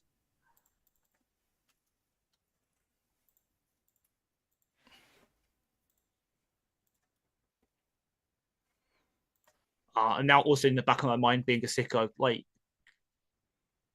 if it was possible for Goff to take a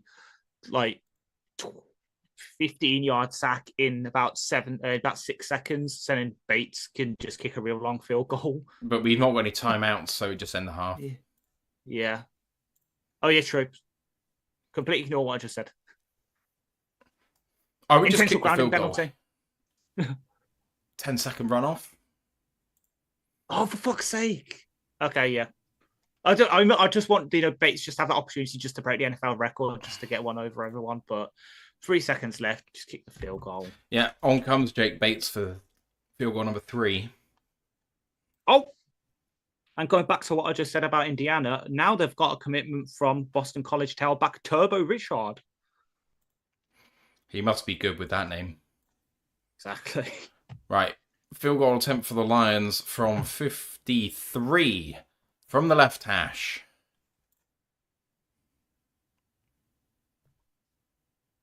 Snap good, hold good, pulling it slightly left and wide. Going to remain 13-0. Great effort by the Lions to put some more points on the board, but comes up short. Mm-hmm.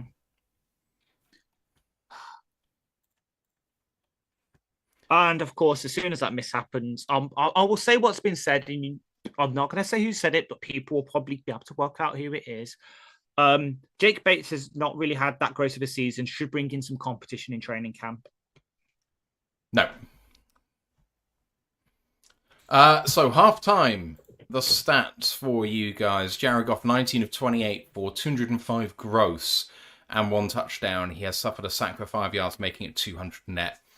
Rushing the ball with 10 for 37 as a team, 7 for 25 for Gibbs, 3 for 12 for Monty. Receiving the ball, the 205 yards, 110 for St. Brown. He's 9 for 12. Jameson Williams is 4 or 5 for 42. Jimmy Gibbs, 3 for 4 for 33 and a touchdown. Tesla, 1 for 1 for 18 in that first catch of the day.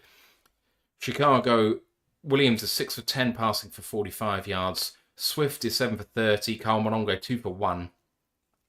And receiving, Colson Loveland, 4 or 5 for 38. DJ Moore, 1 of 2 for 11. And Cole Komet, 1 of 2 for -4. On defense, lines led by Jack Campbell with 6 tackles, a sack by Hutch, and then 2 other TFLs by Rodrigo and Tyleek. For Chicago, they've got 6 tackles by Brisker to lead the team, a sack shared between Sweat and Jarrett, and a TFL by Dominic Robertson. Kick return-wise, the Lions have only had 1. That was by Tom Kennedy for 17. Chicago have had 3, which were fairly regulation. Bates obviously has missed a field goal, 2 or 3, got an extra point as well. And Chicago have punted the ball twice. The Lions have had the ball for 19 minutes and 12 seconds of this first half. The Bears have had it for 10:48. Ash, the Lions have been utterly dominant. Yeah, we have. And to prove that point, just per Al Carston, the Lions shut out the Bears in the first half for the second time. Chicago's been outscored at halftime this season. The 69 yards allowed and 0 explosive plays were also Chicago's fewest of any first half this year, while their minus 0.26 EPA per play has marked their second lowest this season so far. The defense heard what people were saying about Shep, and they've come out to play for him. Pure and simple. And on offense, there's been a few miscues, but Amon-Ra doing Amon-Ra things, and Goff has been pretty good against any pressure that's happened against him. He's been perfect. So, yeah, and all I need in this second half, just run Gibbs, and then the occasional play action pass to Goff because I just need 50 yards from him. Please. You need Al-Qadim to actually play. True, and that as well. And also Caleb to throw for about 220 yards in the second half, because for some stupid reason I also bet on him to get over 250 passing yards. Well, if they're going to get back into this game, he's going to have to do something like that. Yeah. You also had the Bears to win. Yeah, the Bears to win and the Bears to win the third quarter. So all of that is aligning in some ways. Yeah, exactly. Just other than the Bears winning. Looking at the rest of the scores around the league, the Rams have the ball again, up 13-6, 11 seconds left, 3rd and 2 at the Arizona 22. Got to feel like they're going to get a field goal there. Denver up 10-0 against the Chargers. The Chargers 1st and 15 at the Denver 45. There's a minute left in that game in the first half. Vegas Chiefs. Vegas take the lead, 6-3. Chiefs really struggling at the quarterback position with no Mahomes at the moment. 2 minutes left in that first half. Miami are down 14-10 against the Patriots. I presume they've just scored, actually, there. 4th and 4 at the New England 34. Field goal by Riley Patterson, formerly of the Lions.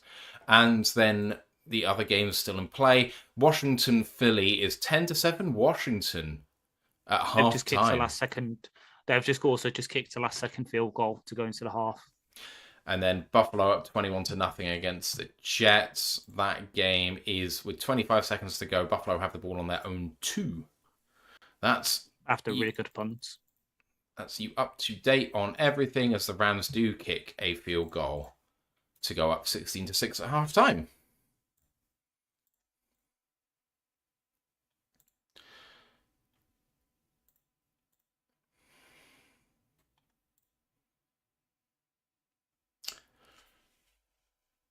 Oh, I'm still in the Sunday Million. It's going to be very, very nice. Just need a couple of results here. Some cards, that'd be nice. All right, what have we seen here? Brent says missed a bit. 3 and outs by both teams. No, no, no. The Lions drove down the field and missed a field goal to end the half, unfortunately.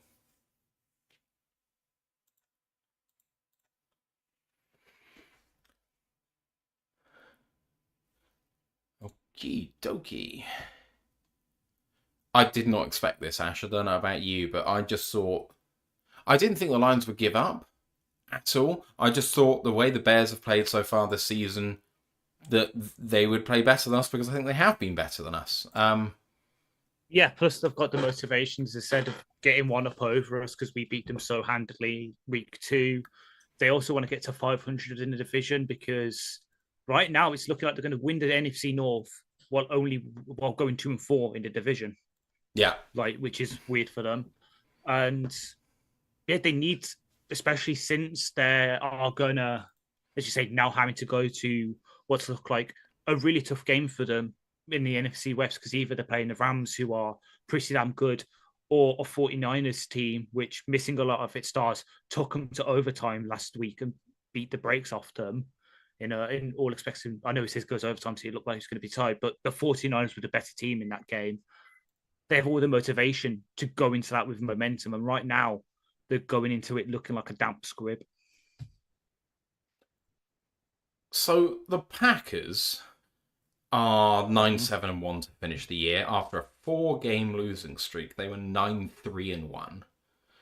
Yeah. They, along with the Vikings, were 4-2 in division, which means that the Packers went 5-5-1 out of division, whereas the Packers last year went 1-5 in division and went 10-1 in the rest of the games that they had.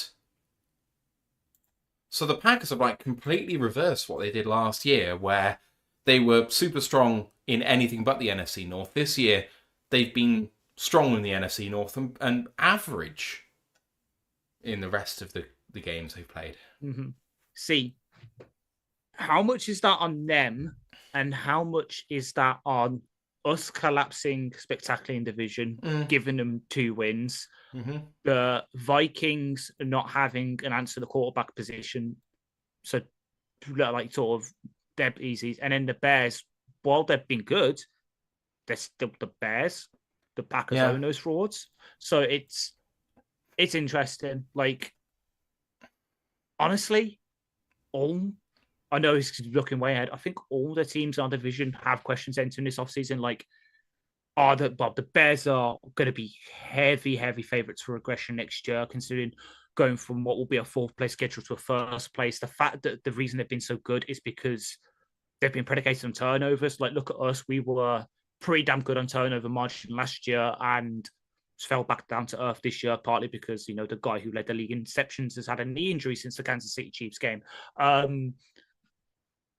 Obviously that, us with, can we bounce back? Can we get the things right? The Packers with, what are they going to do on offense? Because Love, he's got those injury concerns. He hasn't been great, and they might lose their defensive coordinator to a head coaching job.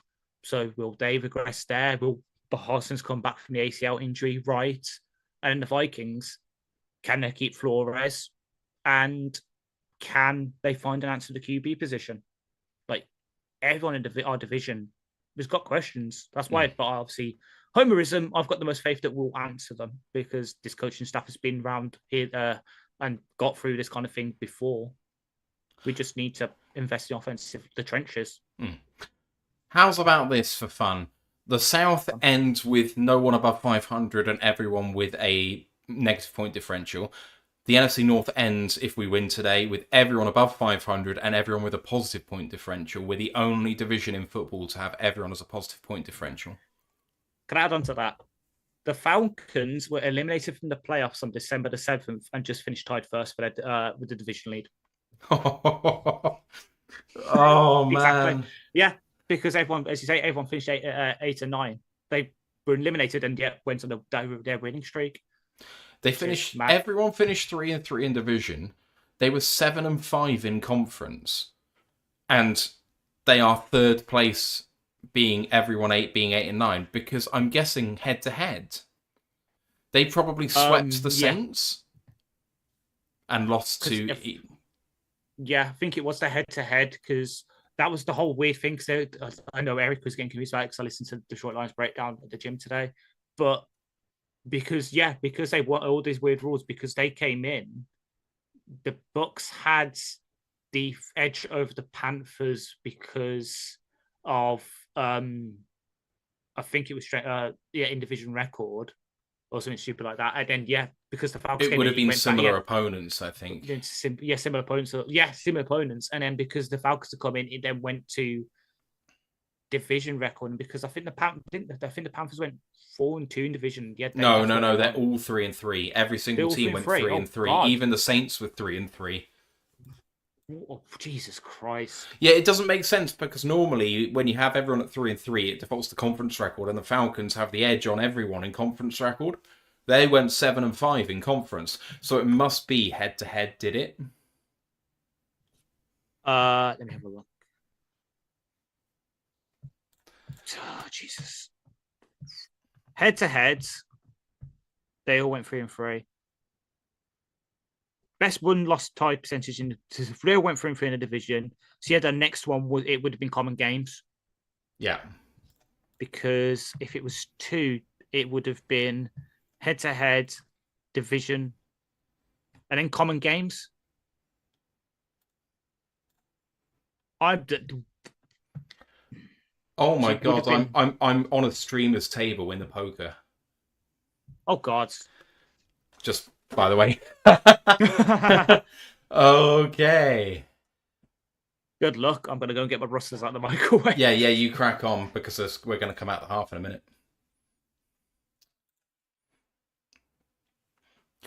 Many thanks to Brent DeWitt for joining the supporters tier. Appreciate you very much.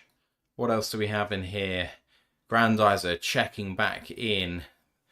Many thanks, Grandizer. Lisa says Bates missed the field goal? Question mark. Yeah, unfortunately, Bates did miss the field goal. Shame. Brent says Jets just end the season. Yeah, it is accurate. Accurate.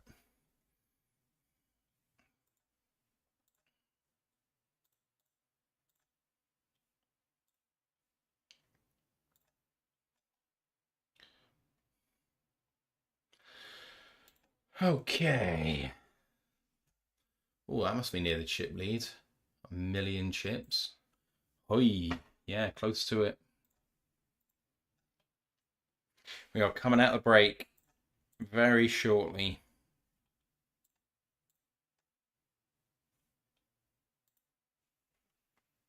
I'm trying. It's just very spicy hot right now. I need to give it a sec to cool down. It's almost as spicy hot as Tom Brady's Birmingham City team against Coventry today. Jesus, that was a good match to watch. They were just talking in the coverage about the fact that we've played a lot of zone compared to normal, which shock horror is working. Kickoff fielded at the 1 and being returned out to the 20, to the 25, and being tackled at the 28-yard line. That's Malcolm Rodriguez with the tackle.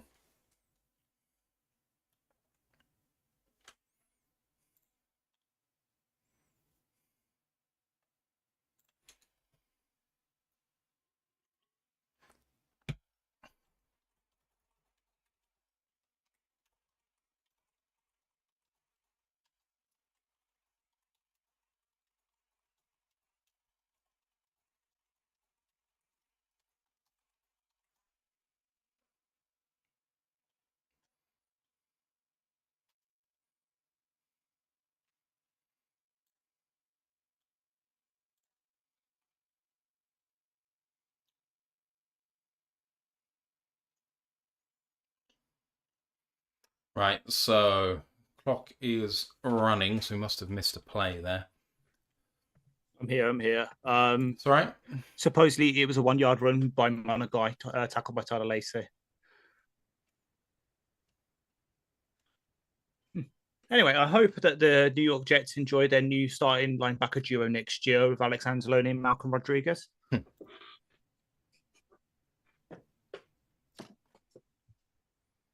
About a couple of nice hands in the Sunday mill. I've just chipped up a little bit.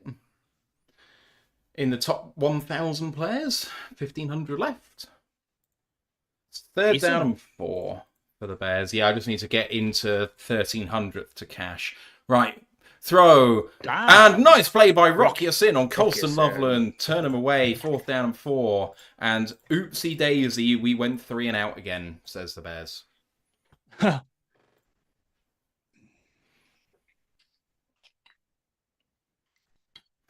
Carlton said, who had a Bears win in Pickwatch?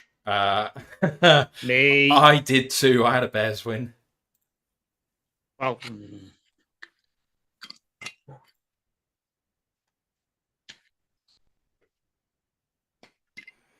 Dan had a Lions win. Dan had a Lions win, and he's going to go level with me. And we've picked all the same people up until Sunday Night Football. Me and you? No, me and him. All of us. All of us have. All of us have. Apart from Lions, Bears. So basically, if the Bears win, I win the pick watch in the regular season. If the Lions win, me and Dan share it, and you'll be a game behind.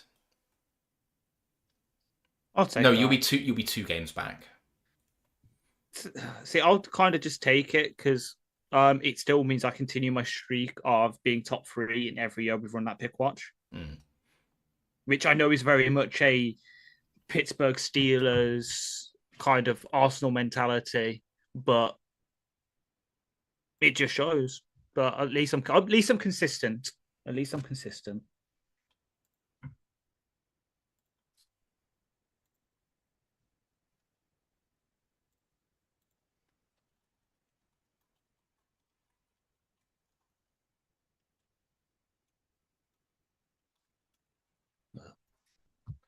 Right. I am on break. Are you okay to carry it for a sec? Yeah, of course. See you in a sec. There we go. So, guys, you're stuck with me. 50 yards. Oh, that makes it nice and easy to do. So, we are on 220 yards to go, people. And I need him to throw for 200 of those. So I can win 90 quid. While we're waiting this break, it's annoyingly got Arsenal in it for us UK fans. Offensively, because this is fully updated, Amon-Ra 91.2 PFF grade going in. Love it. Goff 90.6. Rattledge, top of the offensive lineman with 76.7, including an 80.9 pass blocking grade. Nice. Tight ends, the 2 lowest, of course. And then on defense, Hutch leading the way, 88.7. Malcolm on 15 snaps, 86.5. Barnes, 74.0, having a bounce back game. At the bottom, AQ with 6 snaps, 53.9. Same grade for DJ Reed on his 15 snaps. Davenport, next lowest, 15 snaps, 55.9 grade. They don't do special teams ones live as we come out into the huddle. Amon-Ra not in motion, kind of going across the formation to get lined up in the tight in the slot, and his handoff to Gibby, and Gibby breaks through into the second level, and that is a 13-yard run for Gibby. So first down and 10 for the Lions at our own 34. As I see Gervon Dexter Sr., one of my players I really liked in the draft.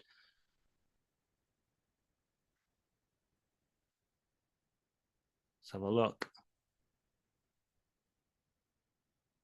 Condensed formation again. Amon-Ra in motion across. J-Mo's lined up out wide. Bears keying in on it in a way. And Gibbs is stopped for a 3-yard gain by CJGJ, who's just there, just holding the edge. As we see a former Lions coach talking to Caleb, of course, because they took our assistant QB coach to be their QB coach, whose name I can't remember, the former Ohio State QB. Where to show the sideline. Here we go. Condensed formation again. Ferguson in motion across the thing.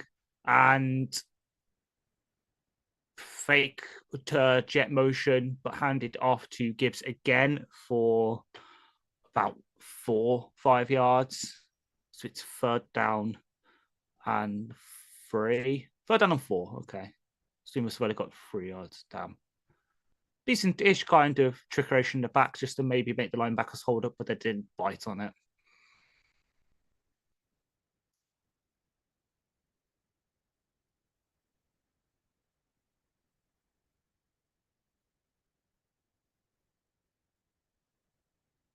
Goff making a slight change of that line, calls for the ball. And it's not snapped. That should be a delay of game, and it is.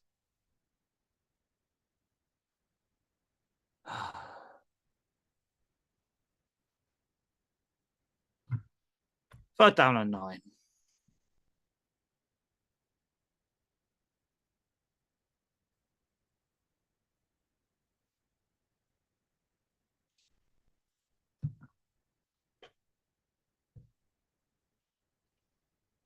I wish I could do what Matt usually does, but it's hard.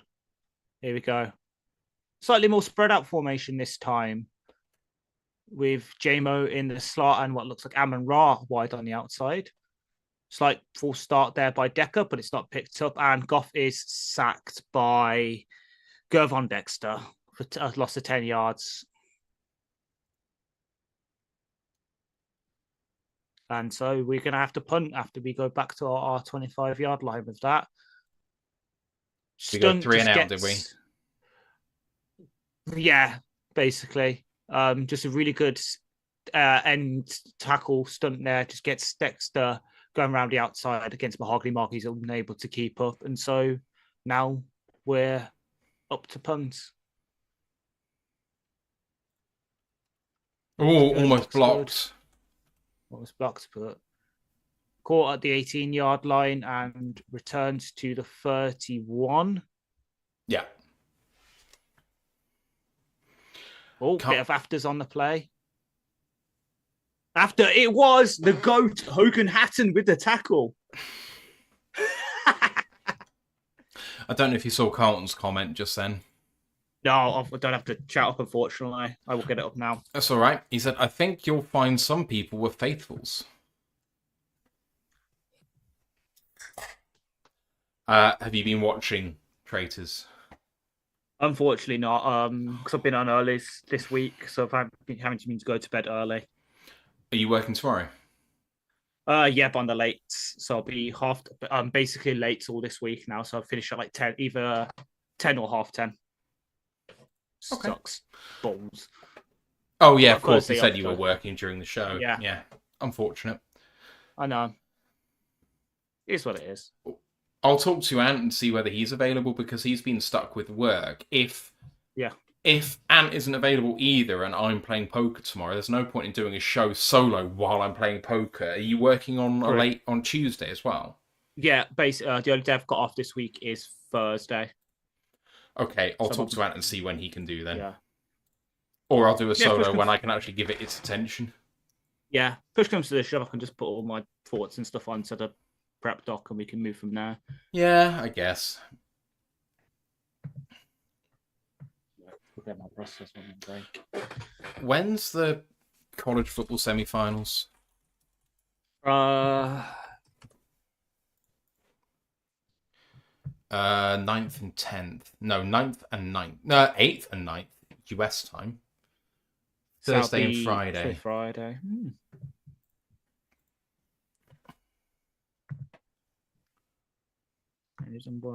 I could be tempted to stay up on Friday for Oregon, Indiana. I won't be able to do Ole Miss Miami, which might be low-key the better game.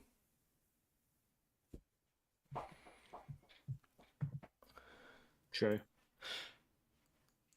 Oh my god, could Carson Beck get a championship at Miami? That's the thing.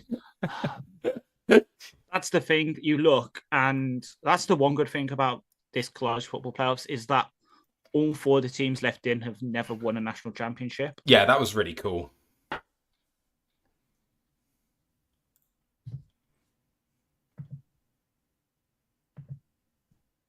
Anyway.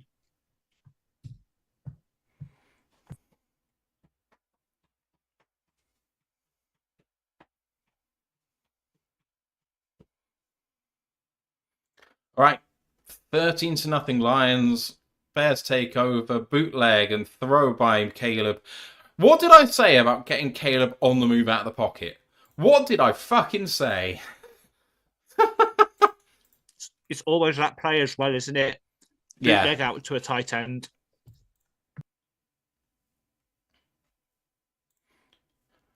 I'm not saying I'm a genius because that would be insane. But at the end of the day, that's so predictable. Right. 2nd and 4. And a And of jet course, it's a sweep fucking wide almost receiver. blown Yeah. up by Barnes, but not. Luther Burden takes it for about 10 yards in a first. You know what? It's going to be disappointing to lose this game.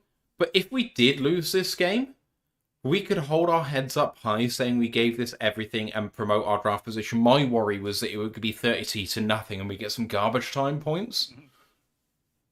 See, the thing is, either way we lose this game, either we physically lose this game, or we win the game and technically lose this game at the same time because Yeah, we're in one our way or draft the other. position. Swift goes up the middle and gets 6 yards. Nice one cut there. 2nd down and 4.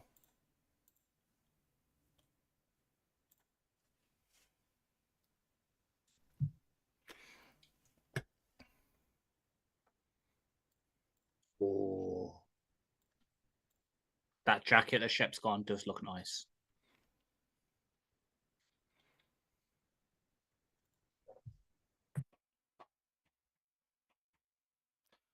Right, Caleb on a boot again, throws, and incomplete, should have been caught by number 20.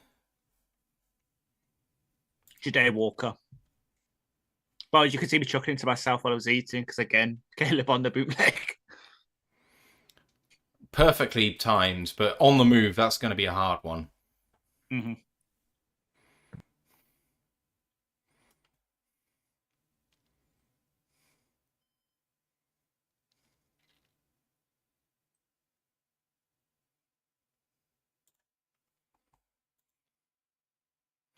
Third and 4. Caleb in shotgun looking for a quick throw out to the left. Has to come back to the right-hand side. Might scramble for it himself. He's going to get pursued by Barnes and throws an incomplete to Swift. And what are they going to do now? As I make a great decision to not go for something in the poker. Lovely, lovely. Not a great throw by Caleb, but Swift should have had it. And they are going for it. 4th and 4.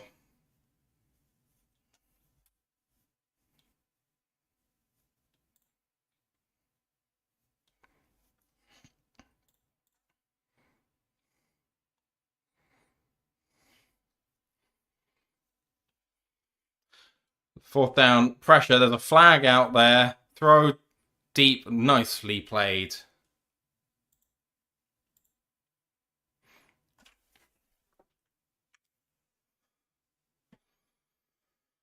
Oh.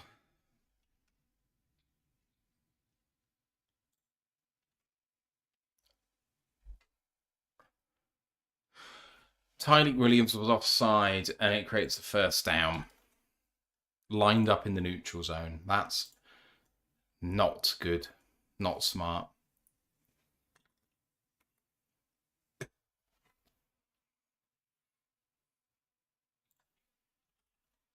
God damn it.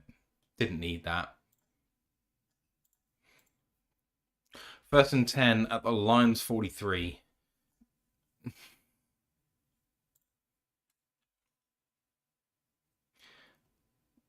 That's a false start after DJ Moore didn't know what the fuck he was doing.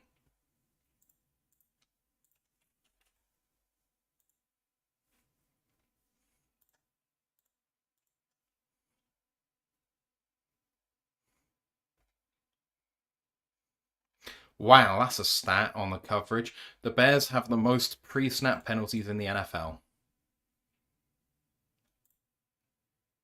That's insane.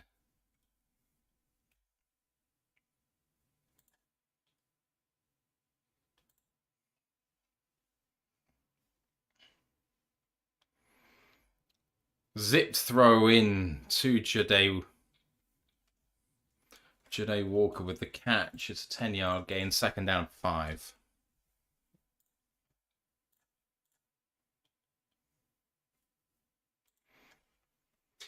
RJ Graham says, did everyone get Lions gear for Christmas? This is the first year that I did not get Lions gear for Christmas in about a decade.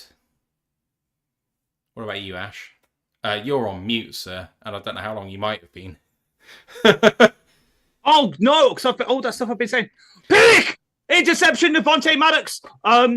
Fuck yes. I'm happy, boy. What I was gonna say, I didn't get Lions gear, but my brother did get me that Pistons cap I was wearing in the preview. Nice podcast. It was sick. Also, I also, but also I will say that seemingly was on mute for the Patriots just picked off Quinn Ewers in the end zone. Oh man. And did you hear me say about the Cardinals touchdown as well? No.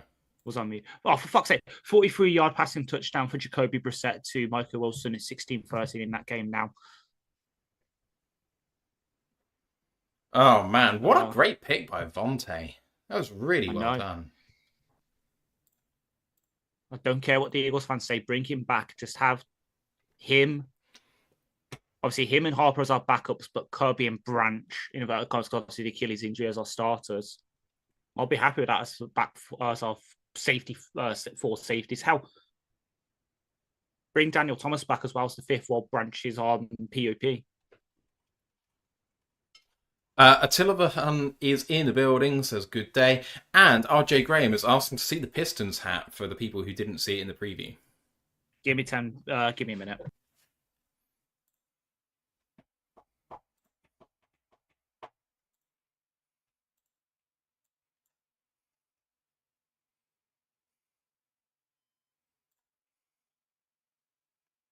RJ said we needed that pick. Yeah, we really did. Lions take over from a touchback, so they'll get out to the 20. And, 13-0 up. Bears have got nothing. This is really just trending in a good direction here.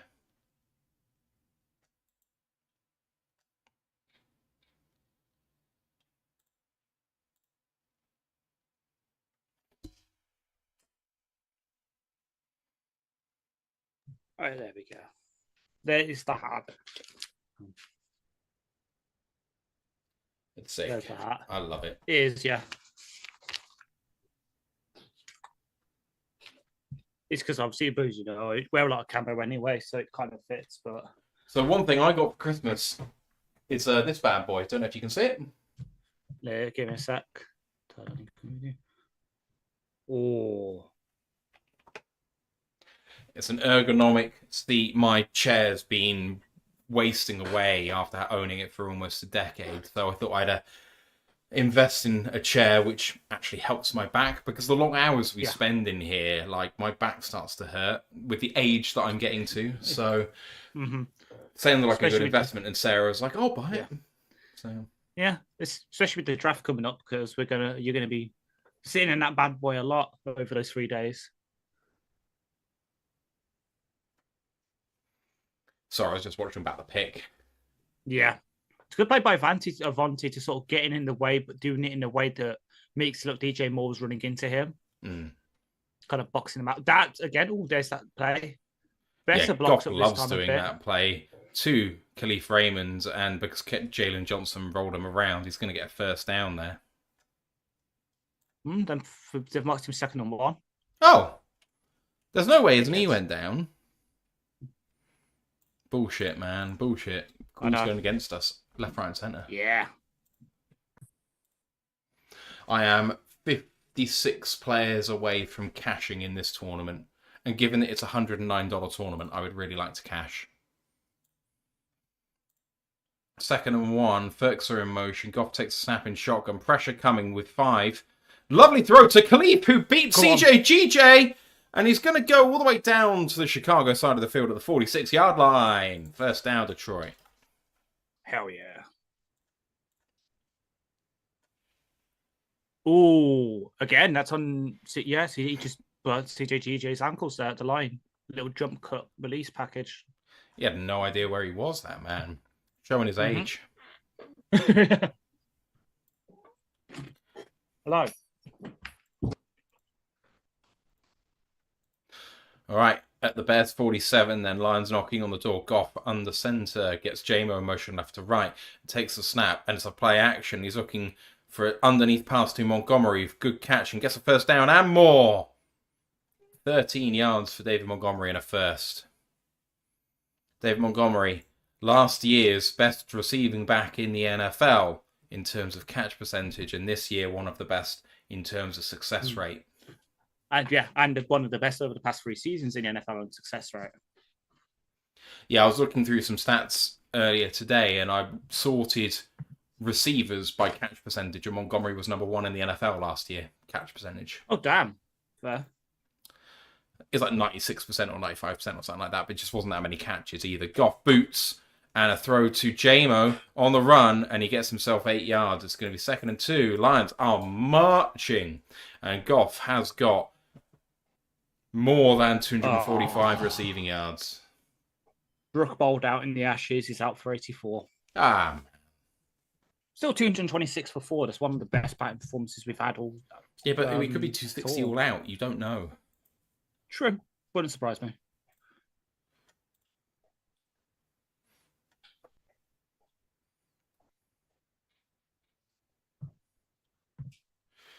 All right. 2nd and 1 for the Lions. A handoff to Montgomery and a gain of 5 and a first down at the 20-yard line. Lions again in the red zone.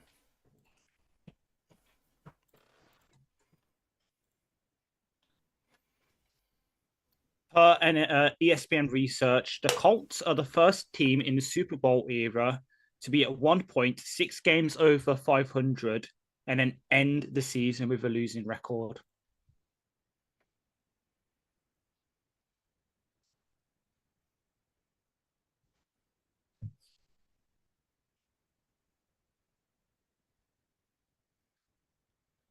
Goff takes the snap, hands it off to Monty. Coming up through the middle, doesn't get touched, gets all the way through for 9 yards. 2nd down and 1 at the 11. Lions are in a great position here to go up by even more.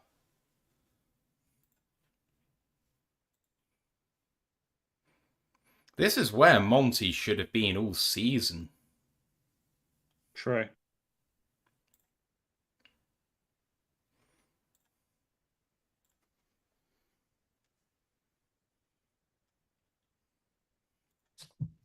From the 11 then, knocking on the door.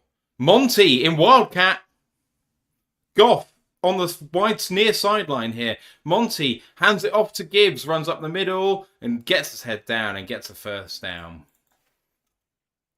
I tell you what, 1st and goal at 10 now. That was something that we were setting up all year, was Monty in the Wildcat handing it off to Gibbs, because it's always been like a Monty throw or like a run by Monty. Direct run, yeah. Touchdown Patriots, Drake Bater with Andre Stevenson.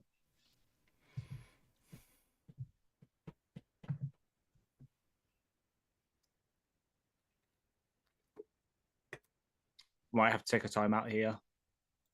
Yeah, we will. We're still in the huddle with 6 seconds to go, so.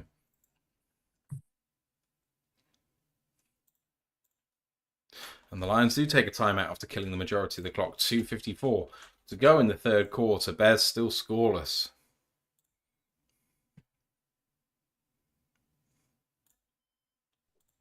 I need that jacket the coaching staff is wearing. I need it. It's fuck. That's.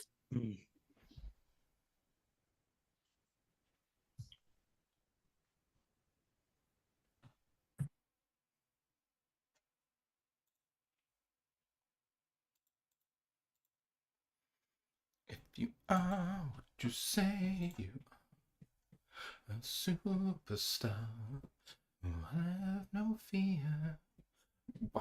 Why do I have that song in my head? Is that what was just playing? Probably. Anyway, 21 places away from $208. I would like that very much, please.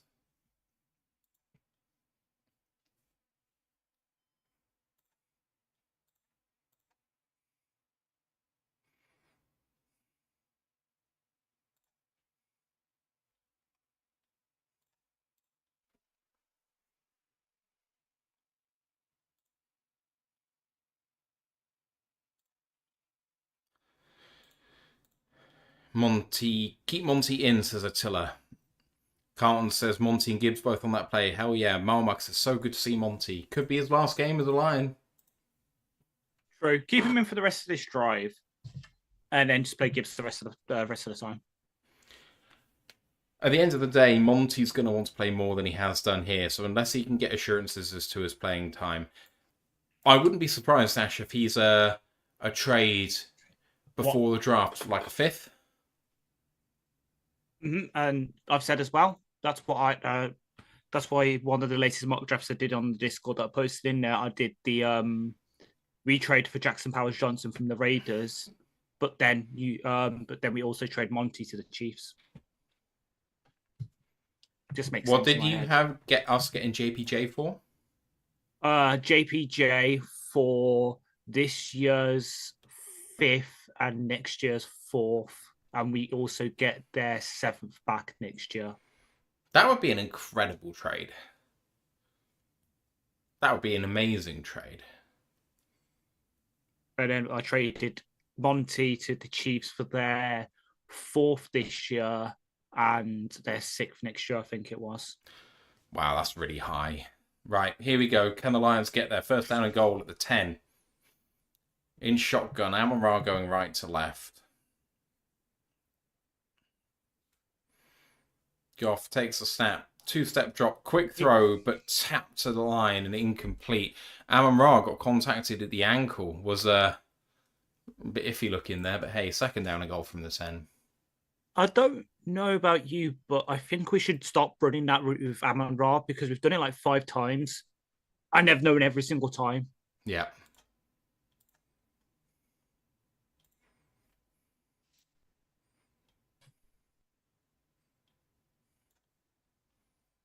Wildcat again. Yeah, second down and goal from the 10. Monty takes a snap and So pulls that one and drops his head and gets forward for 2.5 yards. It's going to be third down and goal from the 7.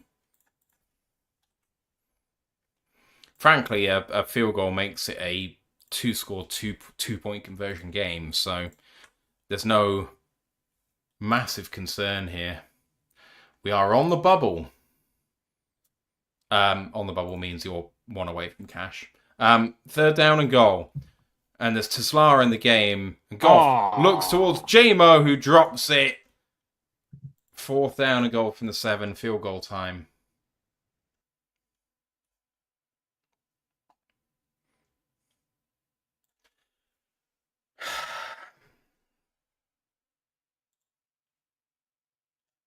I have cash. But I don't have a very big stack. I'm in the bottom 30%. Still money at the end of the day. It's like with me, I've just bet because I did bet outright Bears win. I didn't put too much on it, so I cashed it out for 36p. And good 16-0 Lions. This is going to be one of our lowest scoring performances in a long time, and we've completely destroyed them.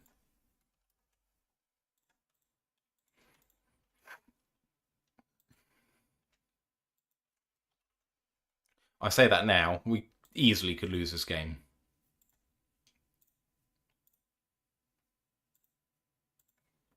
True, but the good news is we're already past our point total from week 1 and week 11 and last week. Okay. And we're 1 point behind our performance in week 6 against the Chiefs. Fair? Yeah.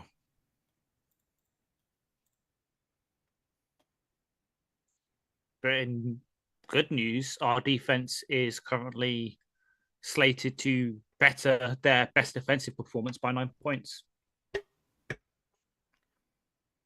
I mean, if we can blank, that would be an incredible way to end the season. Yeah, true. For context, that's week 7 against the Bucks, where we held them to 9 points. When the Bucks were still good. Yeah.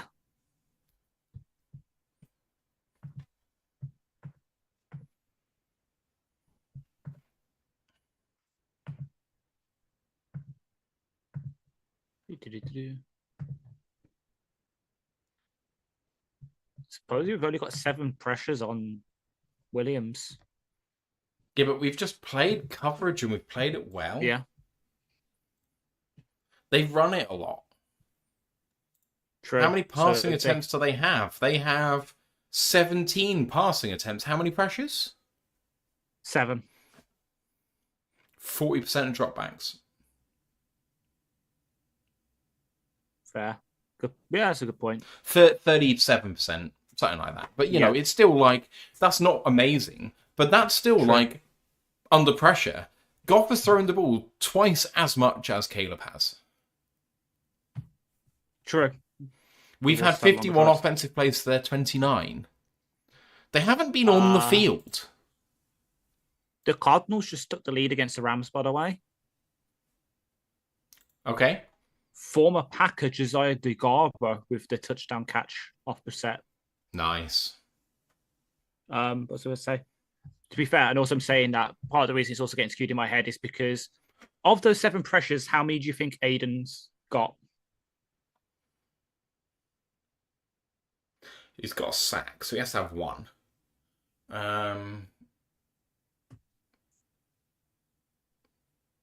But I don't remember anyone else pressuring him either. 5.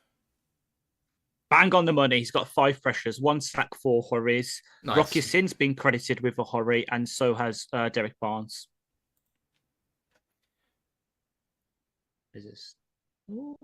Oh, man. So Washington have given up the lead to the Eagles, which means the Bears go down to the 3rd seed as it stands.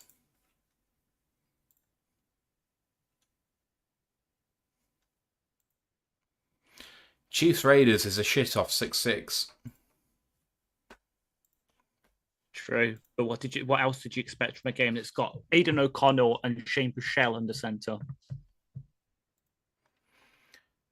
Caleb play action and pressure, and Caleb throws. Oh, Colston Loveland almost made the play. I think that's going to be another hurry credited to Rocky Sin. 2nd in the team. Actually, yeah. Ooh. Oh, it's going to be. Wingo might get it. Yeah, Wingo's going to get it for sure.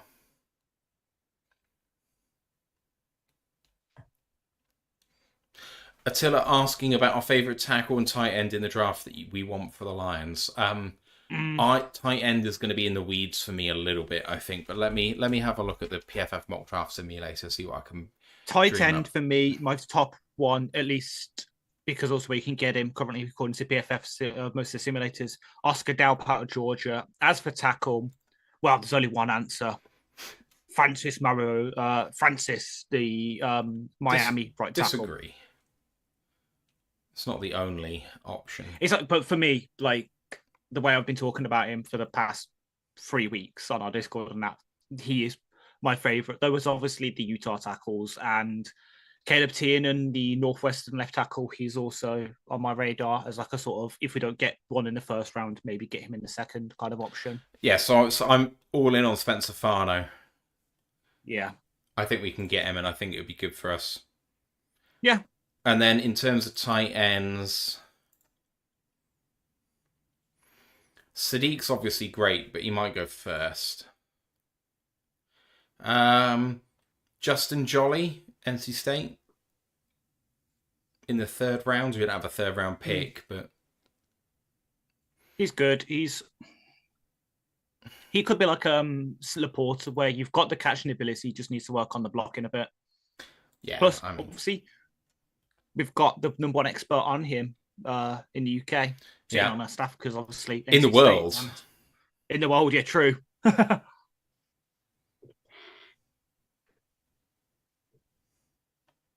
I am out the Sunday Million, but I did cash. I still have 1 tournament left going. I've missed a lot on Discord. On Twitch, sorry. Big Area saying it's a miracle Mekhi Wingo is playing. I think he's played quite well too. Maniac says take the 2 seed from the Bears. Nesfa says doesn't matter what they say, Lions probably take a knee. Burden gets a catch and gets a 1st down. Nesper says NFC North going 0 for 5 in playoffs for 24 and 25 season. Well, it is. If we have the Bears at the 3 seed and the Packers at the 7, Packers at the 7, and then we are going to lose all of them. Big Area says, can we all cheer for the Bears to not have a 4,000-yard passer? That's true. Caleb is going to fall short. Well, camera zoom in on it. Currently, he needs 181 yards. And then Big Aries talking about my chair. Says, need a good chair. I got a few good new one a few years ago. It's an amazing difference. Also helps I live closer to the major manufacturers' outlets. This was just Amazon for 180 quid or so. $250, I guess. No, $230. It's got a lot of lumbar support, but it really kind of digs into my lower back. And I'm like, I know it's forcing me to sit up, but it's kind of like, ugh. And the bad news is, with that, because the Bears did not win the third quarter, you're dead. I will not be. Yeah, my bet, my £1.12 bet that would have won me 90 quid is dead. Attila says he is my fave. Dalton Kincaid is jolly comp. Brent says Utah tackle also, thumbs up. Attila also says that Delp is on his list. Yeah, Delp I like because he's probably the other way around to what I just said about Laporta, where you've got the blocking with him, you just need to unlock a bit of the pass catching. But I think that's what we want. We've Brock out of contract and all that. We just need that kind of true blocking tight end. Look what John Bates does for the Commanders offense, for instance.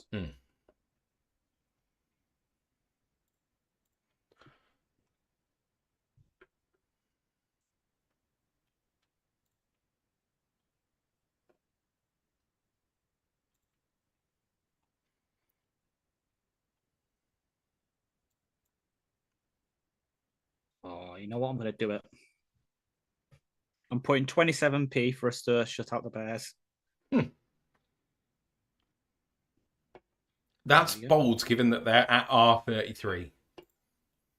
True. It also just means I've got a nice round £10 left in my bank account. Bank account, I definitely won't have. I have more than that, but on my the betting account, plus that will win me £2.16. I've also got the Goff over, which he only needs. Actually, no, yeah, Goff has got it. So I'm just waiting for the game to end, and then I've got 367 off that bet.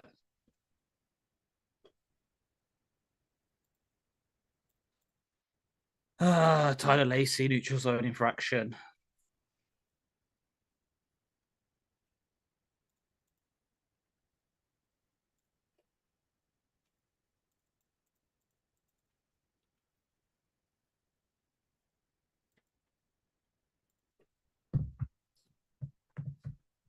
Russian touchdown from Andre Stevenson. The Patriots are now putting a beating down on the Dolphins. All right, 1st and 5 for the Bears. And Caleb hands it off to Monongai on 1st and 5 and gets 3 for 2nd down and 2.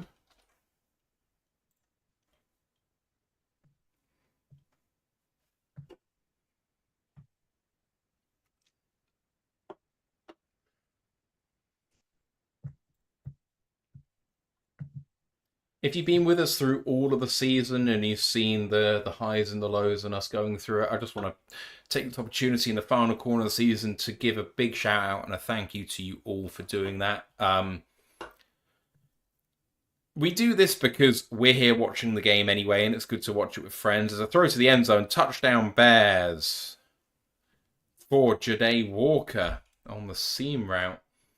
And they will be going for 2, I would assume.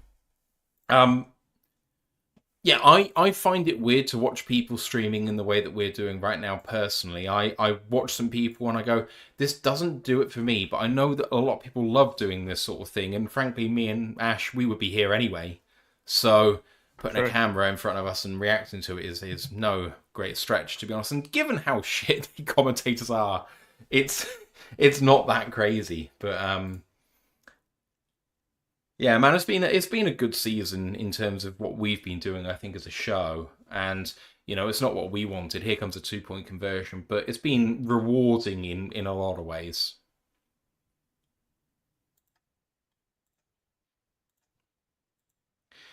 Caleb hands it off and run into the end zone. 2 point is good. Yep, yep. 16-8. This is a ball game. Stokes bowled out for a duck as well. What did I say? What did I say? 260 all out coming. England lose their final 7 wickets for 33 runs. I can see it now in the headline tomorrow morning. Yeah. We've seen it too often on this tour. True.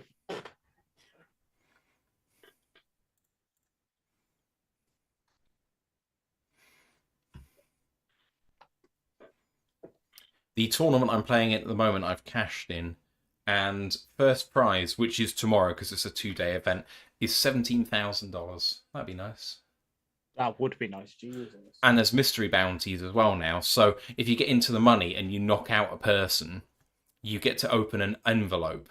And on a sliding scale, the majority of the envelopes are not very much money, up to a very high amount for like one. It's almost like a lottery. You get a lottery ticket. It's quite fun. I need to actually knock people out to do that, though. I haven't knocked anyone out yet. Mm-hmm.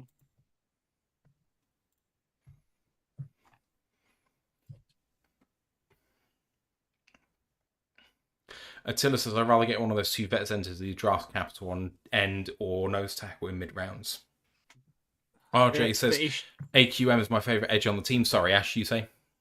I was going to say, the issue with going for the vet centre route is we like the ones that are going to be available are shit. Not...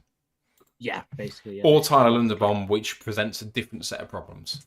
Exactly, yeah. You're looking at currently slated to be free agents. Lindenbaum, Colin McGovern, Ted Karras, Evan Pocic, Cade Mays, Ryan Bates, Austin Corbett, Danny Pinter, Will Clapp. I mean, there's some good players in there. Like Karras, maybe he's getting on, but that wouldn't be the worst.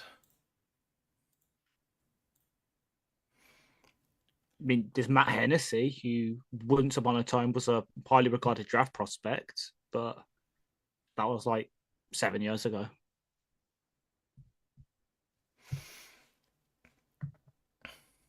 Tom Brady just having a go at Avonte Maddox there for leaving his assignment on the touchdown. Yeah, he bit hard.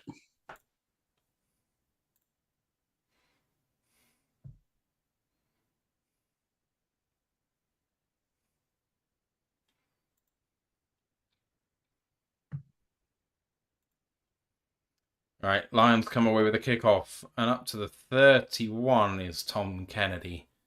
It's funny, he was on the practice squad and he hit a few really, really big kick returns. Now he's been signed. It all looks very much like it did before. It's almost like it's total fucking luck.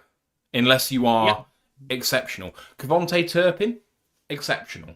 There are a few people in that tier. But unless you're in that tier, you might as well be any fucker who can run. Which is the whole point that our special teams coordinator was going for. He'd rather have the guys like that can consistently get you to around the 30. And then if everything's right, they can maybe break a big one like Kennedy has done. So that's an absolute... What a throw on a crosser against the blitz to Raymond for a gain of about 20 yards down to exactly midfield. First down again for the Lions. But yeah, we go back to the point. That's why Fifth wants the guys to get to 30 rather than the guys who, they are probably 5% more likely to bust out a big kick return, but they're also 20% more likely to get you a short kick return because they tried too much and you start your own 20. Got a question I'm going to come to in just a moment. Lions at midfield, 1st and 10. Goff under centre. And Tesla going left to right and hand off to Gibbs. Little jump cut and beats one and gets 9 yards for second down and 1. And the question is a good one about centres in the draft. Carlton Wood asks, where will centres like Slaughter and Lou go in draft day 2 pick for Lions? Question mark. So Lou is going to be a really interesting one because of his injury, right? He's the one who was easily the highest regarded centre in the process, and then he got himself a season-ending injury in like week 2, which in some ways means he's going to be coming back a bit earlier than anyone else who's got a later injury. So I don't know how much it's going to impact his evaluation. I suspect he could be a late round 2, early round 3 pick, whereas Slaughter I think is firmly a round 3 guy. Yeah, exactly. And then the only other one who's really pushing day 2 potentially is Parker Brailsford, the Alabama center. But then it's a load of yeah. But that even then, it's like sort of okay. Like occasionally you'll see him in the sort of that range in like mock drafts. But then the next one is coming out because they still have the Oregon center listed, even though he's going back. Is Logan Jones, the Iowa center? That might be the one I was thinking about.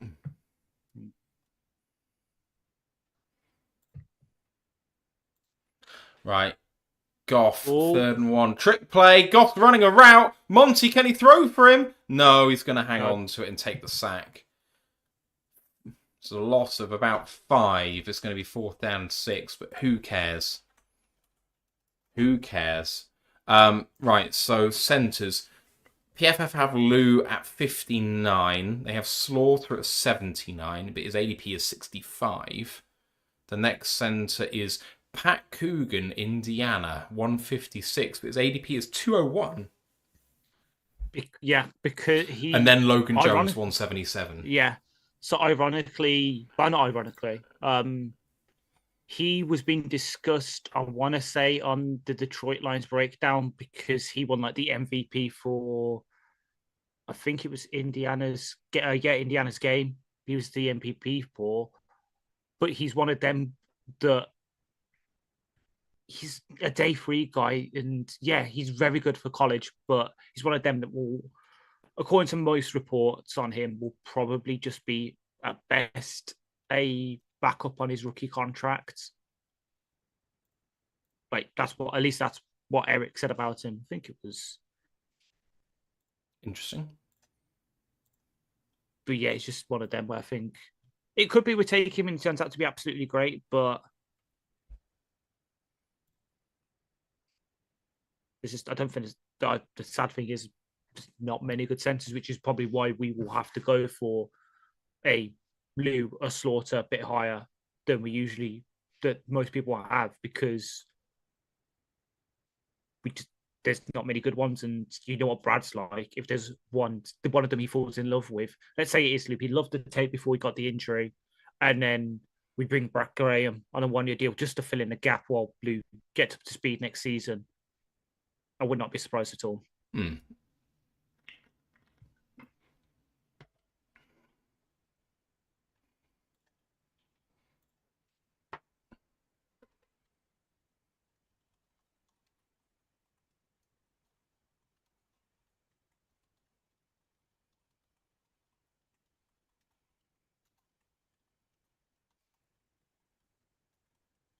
Twitter is not looking happy with that 3rd and 1 player call.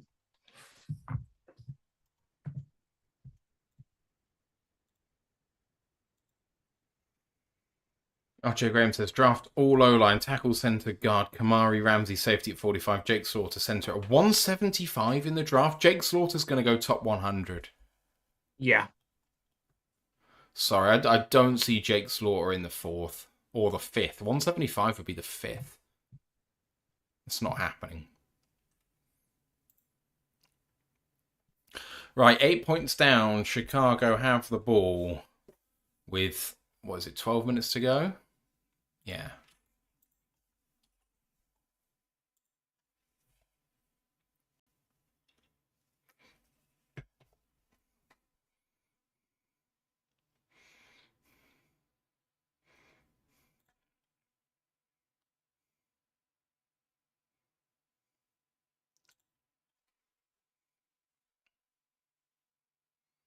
Here we go.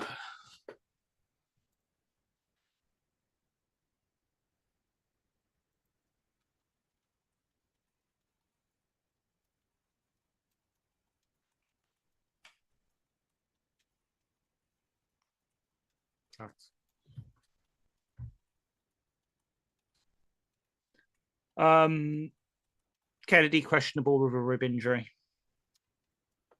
Oh no! If only, we had a young receiver who was very speedy and was drafted for his special teams active. We've got Khalif Raymond at home. First down and 10. No, second down and 9. Sorry, for the Bears at the 13. Caleb with a one-step drop and a quick throw for a first down to a tight end. Colston Loveland. That was Loveland. Jesus. Loveland's been targeted 10 times today so far. Tight ends are a man's best friend.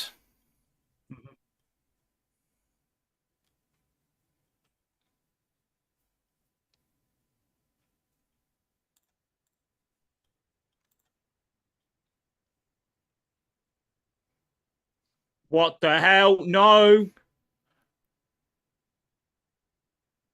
Caleb with a throw, and he's going to get away with that, I think, because he did throw it in the direction of a receiver. Lions want grounding, but it's not going to happen.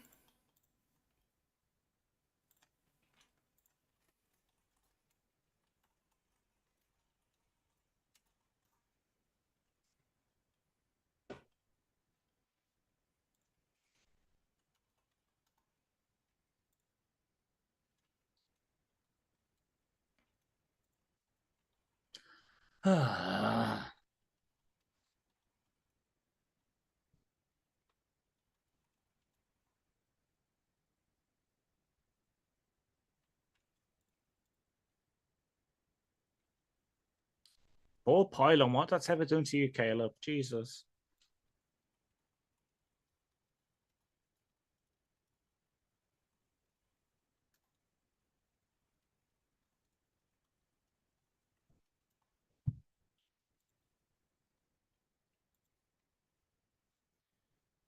Attila says, when you do your mocks, you use PFSN, Consensus, ESPN, PFF, or The Athletic.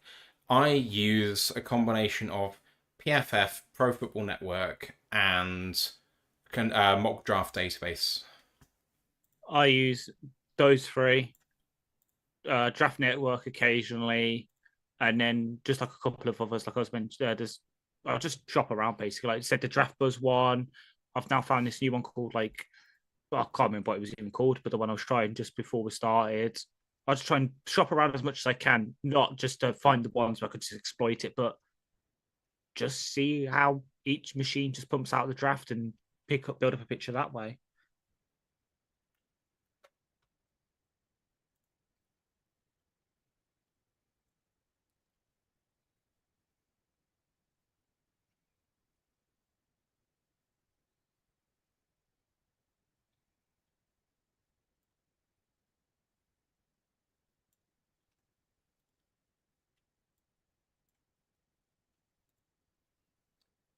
I said about the mystery bounties in this thing.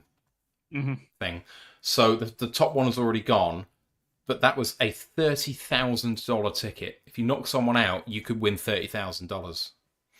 There's one $30,000 ticket, two $10,000 tickets, five $3,000 tickets, 20 $1,000 tickets, 100 $300 tickets, 750 $59 tickets, and then $1,659 tickets. It's very much a lottery, but the chance is always there to pull that 30 grand, which someone else has already done, unfortunately. Caleb with a deep drop and a throw to Swift and tackled at the 39-yard line of Detroit. Yeah.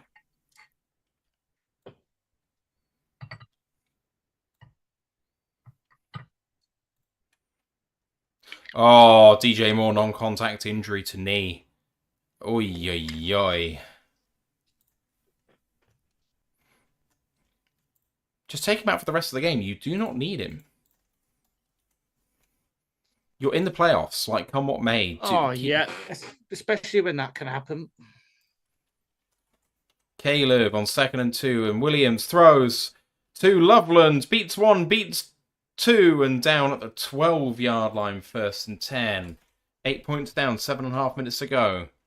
Probably still need to get the ball back from the Lions and might be having to drive to tie the game. Potentially. Attila said he is going to get 4,000 yards. Not if the Lions run the ball out after this possession. He needs 181 passing yards. He might not touch the ball after this drive. Fucking hope so.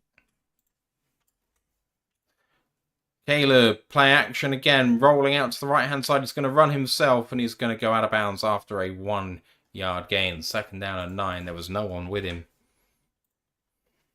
Martin's did a good job of sending edge there. Yeah, good job.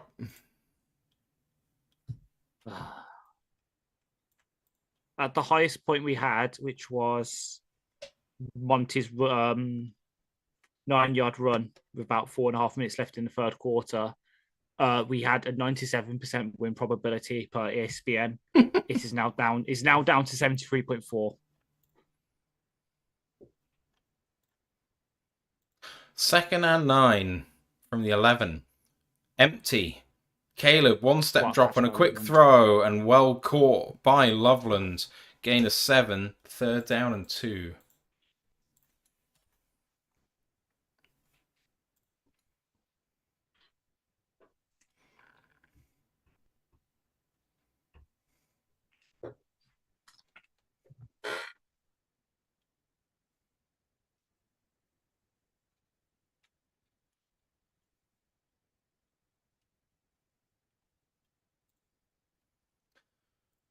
Third and 2.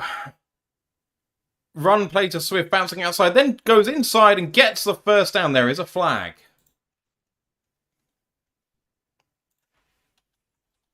On Detroit.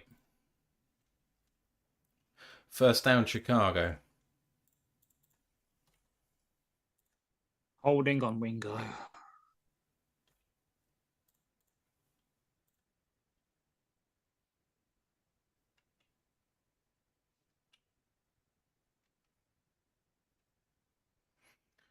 Right, 1st down and goal. They'll have to go for 2 to level it, and then they will be kicking back to the Lions to drive for the win.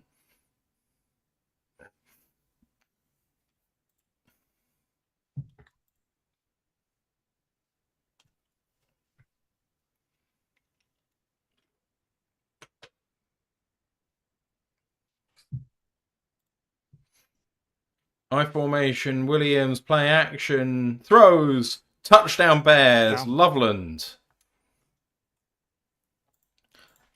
We are basically getting, in a way, everything we wanted from this game.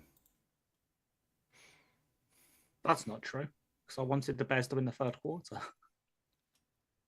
In a way, I said. It's a touchdown. Seahawks have agreed a 4-year, $104.4 million contract extension with Charles Cross.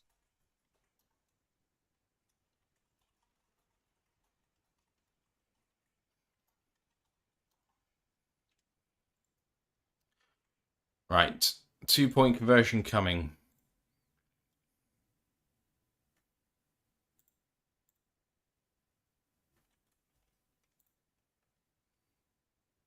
And Caleb, play action. No one available. Caleb having to run out to his right and throws. What a catch! What a hit by Rock Ya-Sin. What a catch by Cole Kmet. Ties the ball game.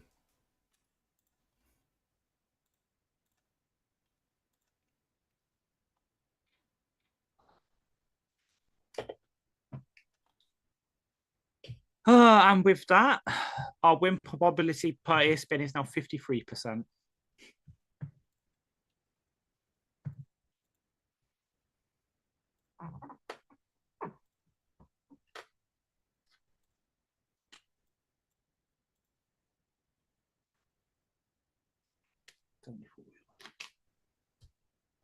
Oh, great. Duncan Stewart says defense flag question mark. I mean, I think that was a hit to a defenseless receiver in some way, but they got the 2 points, so who cares? RJ says they can't stop Loveland. Who can? Loveland is fantastic. RJ says, where is Vaki to cover these tight ends? Great question.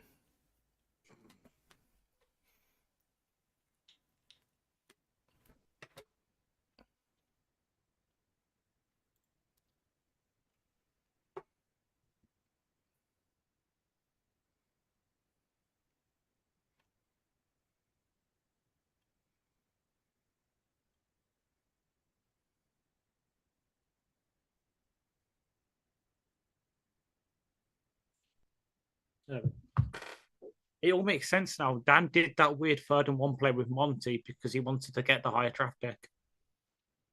Oh, that very much crossed my mind. It was this. Well, no, so it's not necessarily that they want to lose. They thought, what's a play in our bag we haven't got to use this year that we've prepared for, that we can unload now, that is probably suboptimal, but fuck, it's going to be fun. And if it doesn't work out, who gives a shit? This is the game to unload the bag, because you can't roll it into next year. Mm-hmm. And yet they haven't done the one play that I really want. Partly because the player that I wanted to do it is not playing because of an abdominal injury. I'm going to pop away for 2 seconds. No worries. Touchdown Broncos. While we wait. Touchdown Commanders?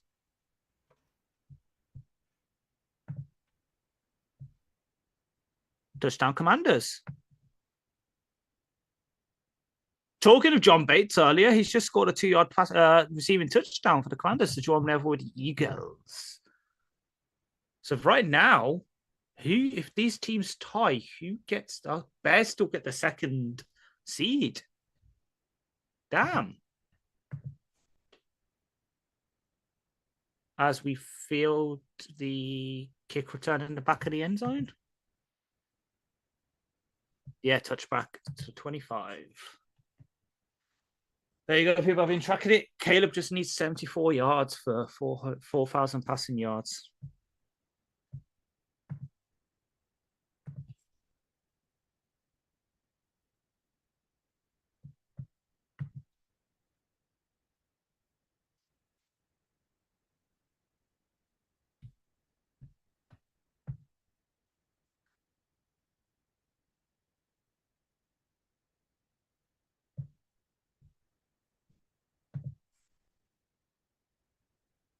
Here we go. Free play clock. Seems like a kind of screen, dump off screen to Gibbs, but Goff overthrows it. Not good. What a throw by Stafford for that touchdown to Tyler Higbee. Jeez.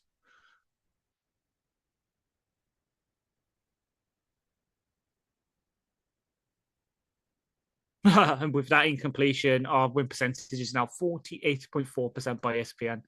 Great. Love it. Here we go. 2nd and 10. Goff under center. Condensed formation again. One thing I'm going to say about in my scheme article, I'm going to do about offense. Quick pass to Aaron Roth for 3 yards, if that. Met quickly at the line. 3rd and 7.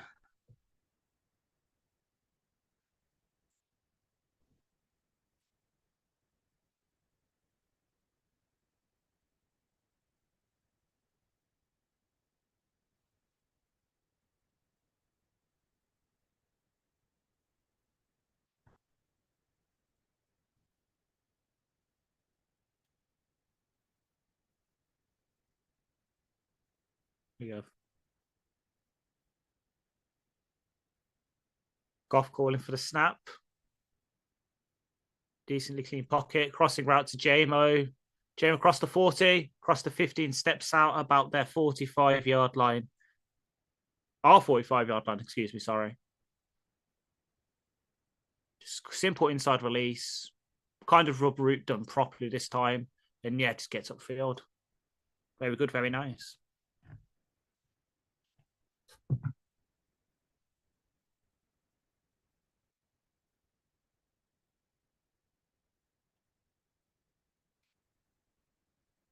Plays Goff under centre again. Berkser flexes into the backfield. Fullback. Gibbs in motion. So he's lined up the right receiver. Hand off to Monty. Gets about 4 yards. One, four, 2 back sets.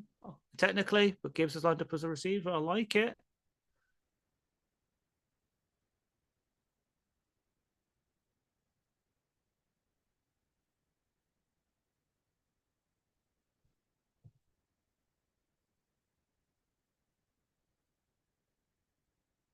Four minutes left on the game clock. For once we snap it with more than 5 seconds after the play clock, as Gibbs runs it off right tackle for about 6 yards, 3rd and inches. Oh, yeah, about 3rd and 2/3 of a yard, shall we say.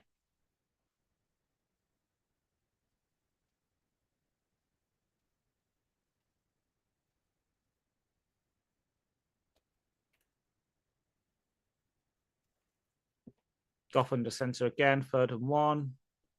Amara insert blocks. Gibbs bounces it through the left side A gap for a 1st down, run of about 6 yards. Be a 57-yarder from there. I said Caleb may not touch the ball again. I hope so. And that's what you get when you let your heart break. Whoa. Josh Dobbs is in at QB now for the Patriots as they're up 38-10 on the Dolphins. And the Raiders get a safety. They're up 11-6 against the Chiefs. Bichelle sacked in the end zone by Tyree Wilson, of all people. Goff hands it off to Monty. Bounce outside. Don't go out of bounds. What? Go down in bounds, man. He just wanted to get that stiff arm on the Sean right. Yeah, he did. See, Pro Bowl corners can actually defend the run, Bears fans. Also, to keep you updated, our win percentage is now back up to 76.2%. Yeah, of course, because there's not much time in the game and we're going to score. I mean, earlier in this drive, it dipped down to 48.4%. So, oh, did we get behind the sticks? Did we? Yeah, basically. Burks are in the game again. He's played very well tonight. Oh! Billings offside again.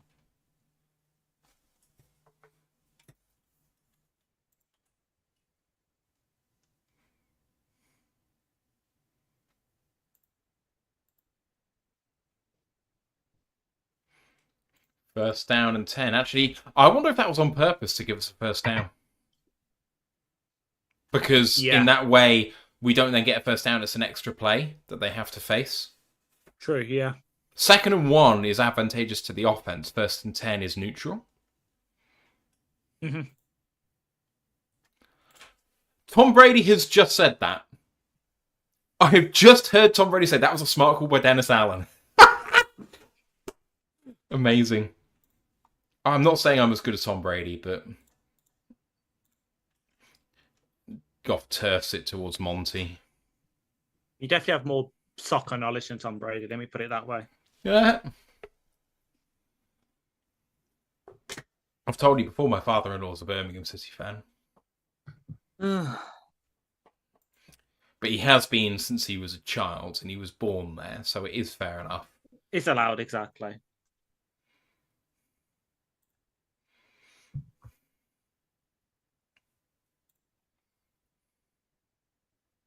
I mean, yeah.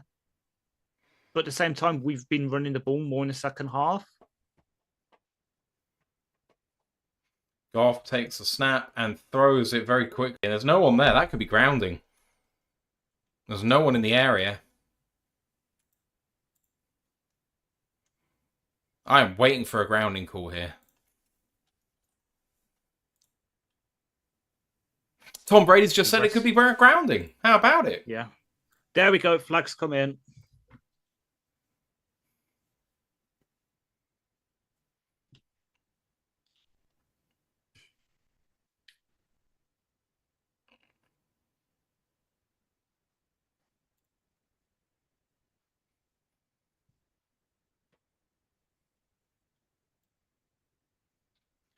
So now we're in the territory where we could go Jake Bates long field goal here.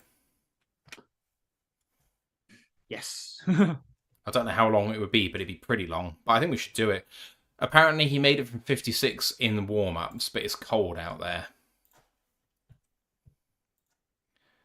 3rd and 20. Can we get back into field goal range? Oh, we are in field goal range. Sorry, 35 yards. So it'd be 52.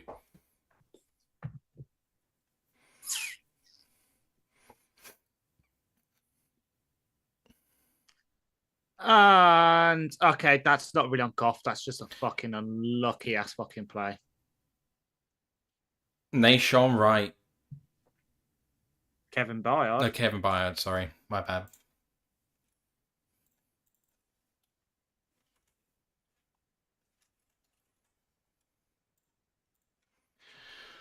Oh, well. Whoops. That is on Goff because he's throwing into double coverage.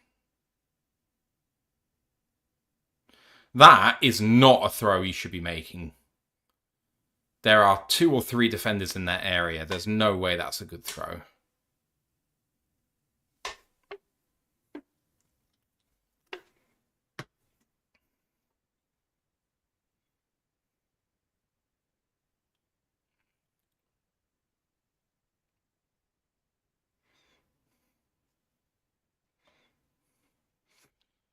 Three timeouts and 2:11 to go for the Bears to win this game. From the 26-yard line of the Bears, Caleb under center and a quick throw.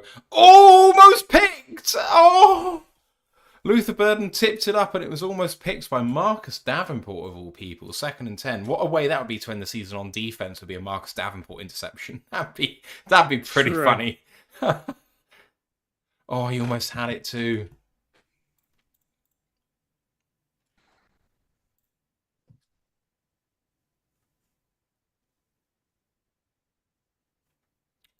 Lisa, we are not going to be screaming like crazy. It doesn't tend to happen to us. Could be a sack. He throws out of it. 3rd and 10. Where's the intentional crowd in there then?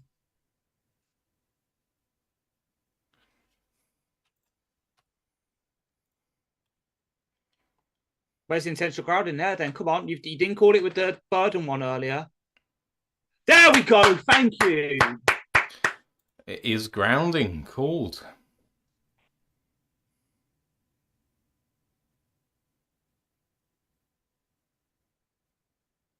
There is no one near it. No one close. Exactly. So that's going to be 3rd and 20, like we were 3rd and 20 just then. And they have to pick it up.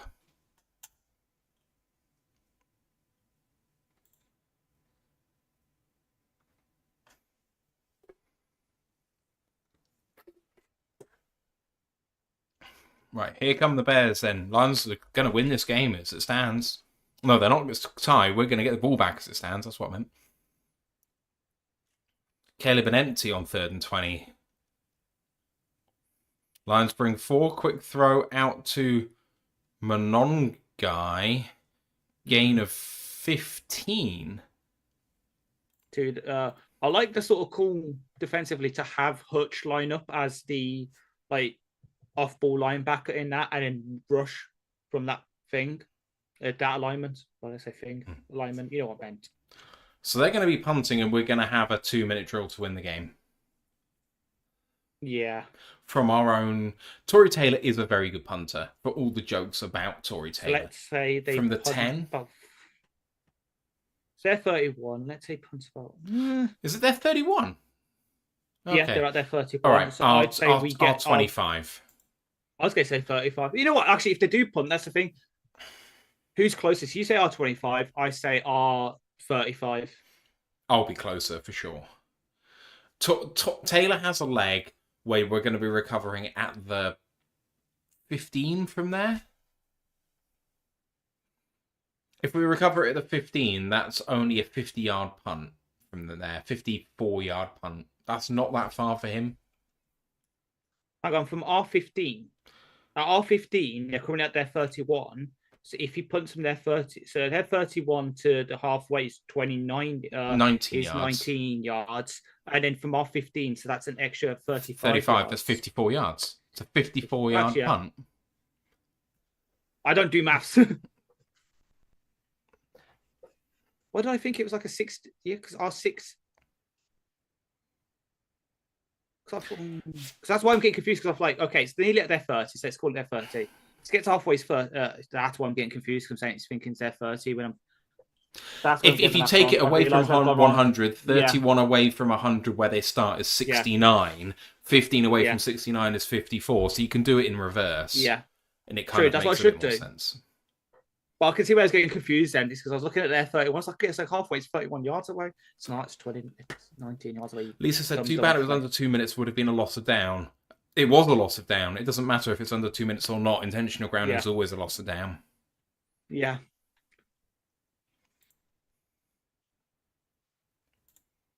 Because it's technically a procedural penalty. So that's why it's a loss of down.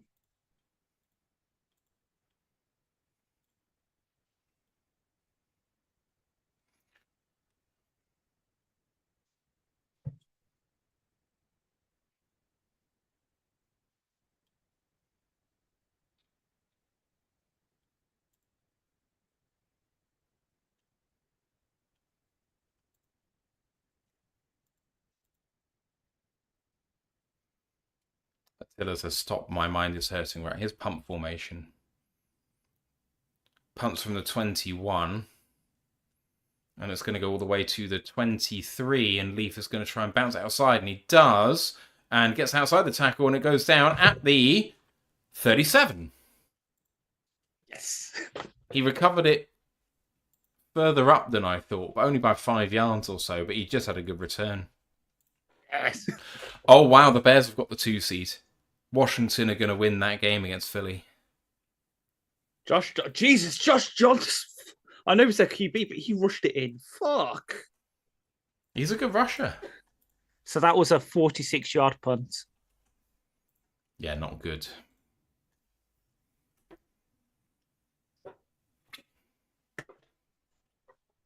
Just run the fucking ball. They're bringing pressure, or they're showing pressure. And they only bring 4. Toss to Gibbs. No room out there, but he manages to get a crease. 8 yards. And gets 8, 9, 8.5. 2nd and 1, and a Bears player is hurt, number 99. Go on, Dexter. God damn it. He's got up. He's getting back into formation. He was just prone for a while.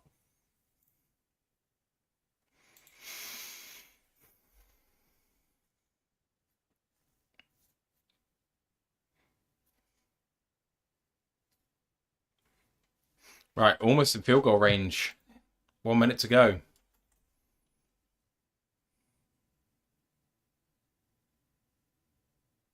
Bears know that they've secured the second seed because obviously it's their timeouts. Lions get a first, and it is first down and 10. Nearing midfield.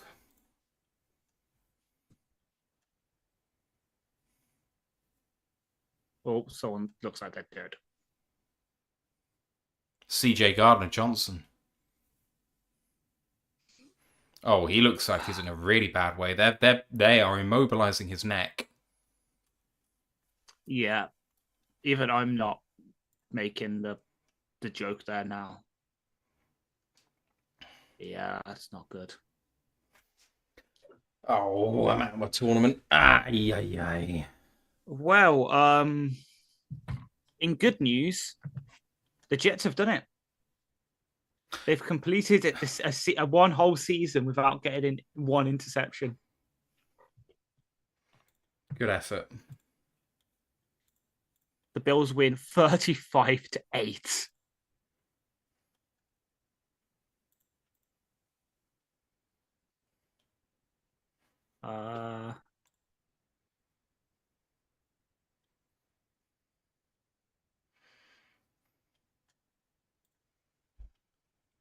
Chiefs at the 2-minute warning at Las Vegas' 28-yard line. 1st and 10 at there.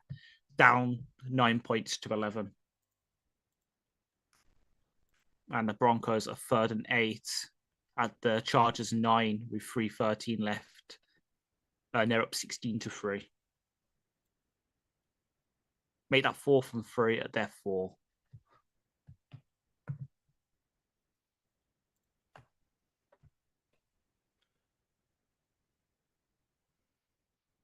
Attila says, so the Lions are currently 16. If they win, what is the worst? If we win, we go to 18, I think.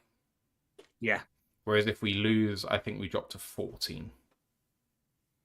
That is my belief. I don't know that. Jets have clinched the second overall pick.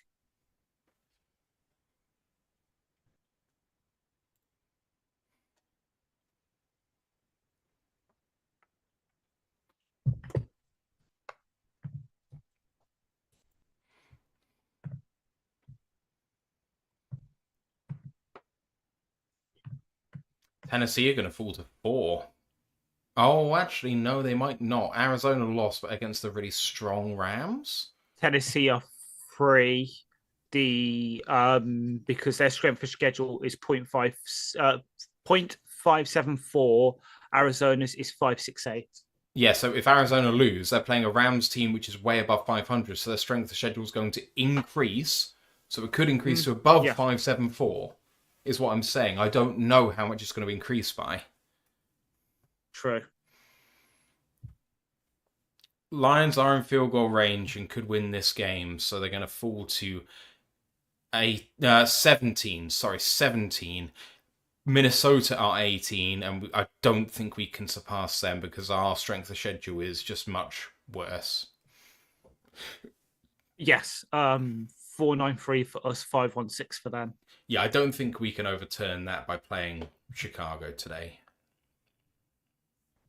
I might be wrong.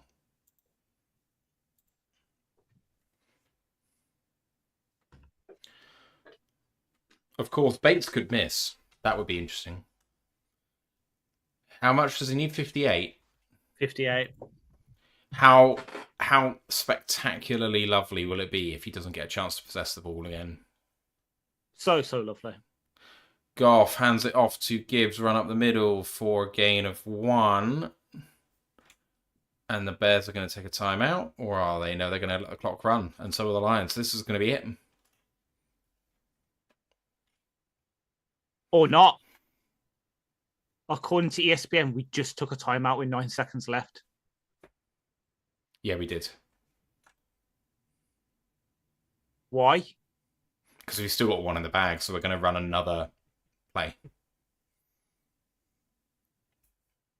We're going for the win. Fuck it. Fine. Whatever.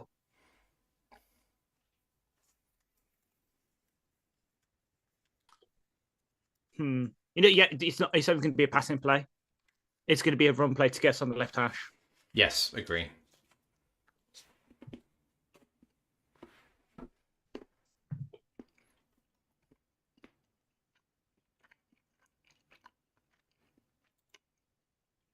Somehow the Chiefs took that 2-minute warning chance, and they're now 4th and 10 on the Las Vegas 23. At 1:05 left on the clock. So they should hit a field goal then. Goff runs it. Gibbs goes to the left hash. Goes down. Rams need Garoppolo kneeling it for the Rams. They win 37-20. The Eagles are 4th and 3 from Washington's 31, with 1:26 left on the clock.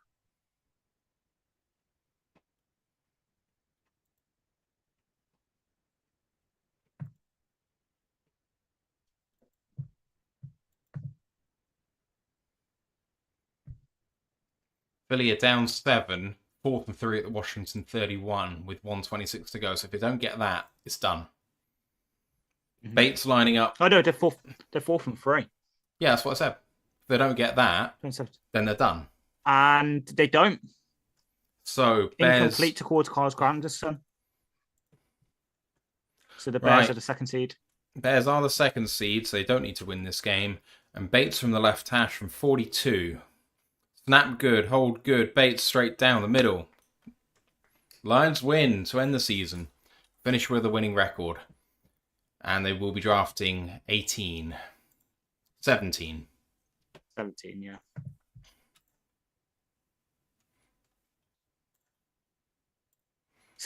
Pending the... Oh, no, because if Baltimore win, they're in the playoffs. Yeah, 17. I was going to say pending the Baltimore result, because currently Tankathon has Baltimore at 17, us at 16. But that's because they're number one, they haven't updated with our win. But also, So if they win and Pittsburgh fall, Pittsburgh are 9 and 8, and we are 9 and 8, and Pittsburgh will be 509. I don't know what we'll be because obviously the Bears are a winning team. We are 491. So we will be. If Baltimore win, they go ahead of us, and we fall to 16. If Baltimore win, then Pittsburgh will be the ones, and they'll be ahead of us. So we'll be 16. And if Pittsburgh win, then Baltimore will still be behind us. So we want a Baltimore win to be 16. We either 16 or 17, depending on the result. Yeah, Baltimore. Yeah, a Baltimore win is what we want. No, yes. No, yeah. A Baltimore win is what we want. Tankathon have this thing where you can look and compare teams, and they say what it is. If Pittsburgh loses to Baltimore, we get the 16th pick. We clinch on the strength of schedule tiebreaker. Yeah, so we want a Baltimore victory. Yeah. A Pittsburgh win doesn't help us because Baltimore will remain behind us in terms of record. Yeah. So, Ash, Lions win against the Bears to finish off the season. 9 and 8, a winning record. All of the NFC North have winning records. 16-0 up at the half. Bears make a 16-point comeback, but don't extend their record of victories and fourth quarter comebacks as they lead the league in that category. What do you think? Oh, we won in the biggest way. Because that's not zero. The Bears still don't have a 4,000-yard passers, the shitters. I don't know whether technically he'll get it if he gets the 51 yards next week. It's like when Cup was trying to break Calvin's receiving yards record. It only counts in the regular season. Yeah. And same with Barkley with the rushing yards record. It's only regular season.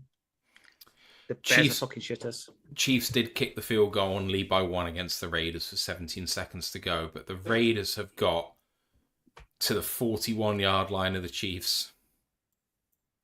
That would be amazing. Please, can that happen to Travis Kelce retires on a loss to the fucking Las Vegas Raiders? To the number 1 pick Las Vegas Raiders. I don't think they get it if they win. Yeah, no, they're locked in. They're locked in? Oh, hell yeah, Bob. They're locked in because the Giants won. Yeah. Let me have a look. Sorry, I'm afraid. Oh, yeah, because I've just said that the Jets have locked in at 2, haven't I? Yeah, they get Easter even if they win because they've got the worst strength of schedule, 5-4-2 to 5-5-0. Yeah, they get first overall. They're locked in. Nice. So the Raiders are running a play. They have no timeouts. It's 3rd and 5 at the 42. Courier long is from the 40 for the kicker. O'Connell throws and it's incomplete. 4th down and 5, 13 seconds to go.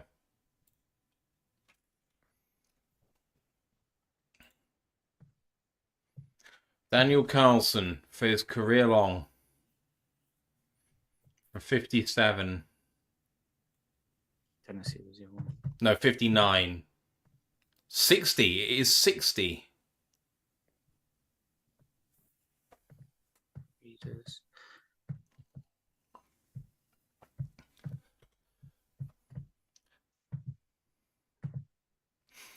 The Raiders have 3 field goals and a safety. 4 and a safety to win! Yeah! Raiders win! Oh, Pete Carroll signs off a career with a win. Oh, God. Oh. Hang on, let me just have a look. The Eagles have got the ball back versus the Commanders. What's happened here? At the Philly 28. Philly 28, yeah. The 53 seconds left, no timeouts. Weirder things have happened. Sure. Incomplete, first down, 2nd and 10. I'm getting it up. I'm watching it now. I'm getting it up now. Screw ESPN. We did our job for Philly. Exactly. I'll wait for them to up. I'll just refresh BFF as well. Second. McKee. Flushed. Could get sacked. It doesn't get it back to the line of scrimmage. It's going to be intentional grounding, I think.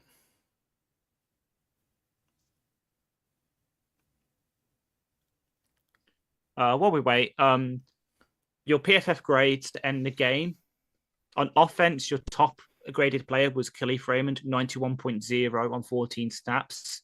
Second, Amon Ra with 89.8. Third, David Montgomery, 77.8. Goff, fourth, 76.3. Fifth, JMO, 75.8. Your worst graded player was Mahogany with a 46.5, which included a 20.0 pass blocking grade. No intentional grounding called, and McKee is sacked. And then on defense, your top rated player is Avonte Maddox, 91.2. Hutch is second, 86.9. Yokriosin, 78.0. DJ Reader, 72.6. Jack Campbell, 72.3. Your worst graded player, unfortunately, is Malcolm, who is graded at 24.5, but that's brought down by a 26.6 tackling grade, as McKee goes incomplete on fourth down. Game over. All right, better than the number 2 seed then. Mm-hmm.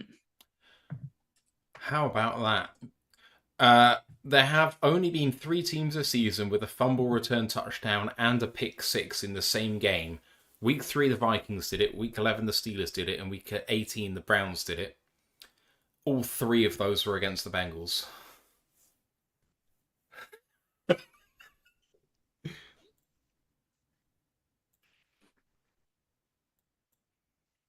That's fucking disgusting. That is horrific. Right. Time to sign off, everybody. midnight here, work in the morning. Hope you had a great season with us. We'll be back for a recap show at some point, whenever that may be. I'll put a schedule up as soon as we know when. Enjoy the rest of your weekend. We'll see you next week. The draft starts here. Let's go, Lions, one pride. One pride and fuck the Bears. Fuck the Bears indeed.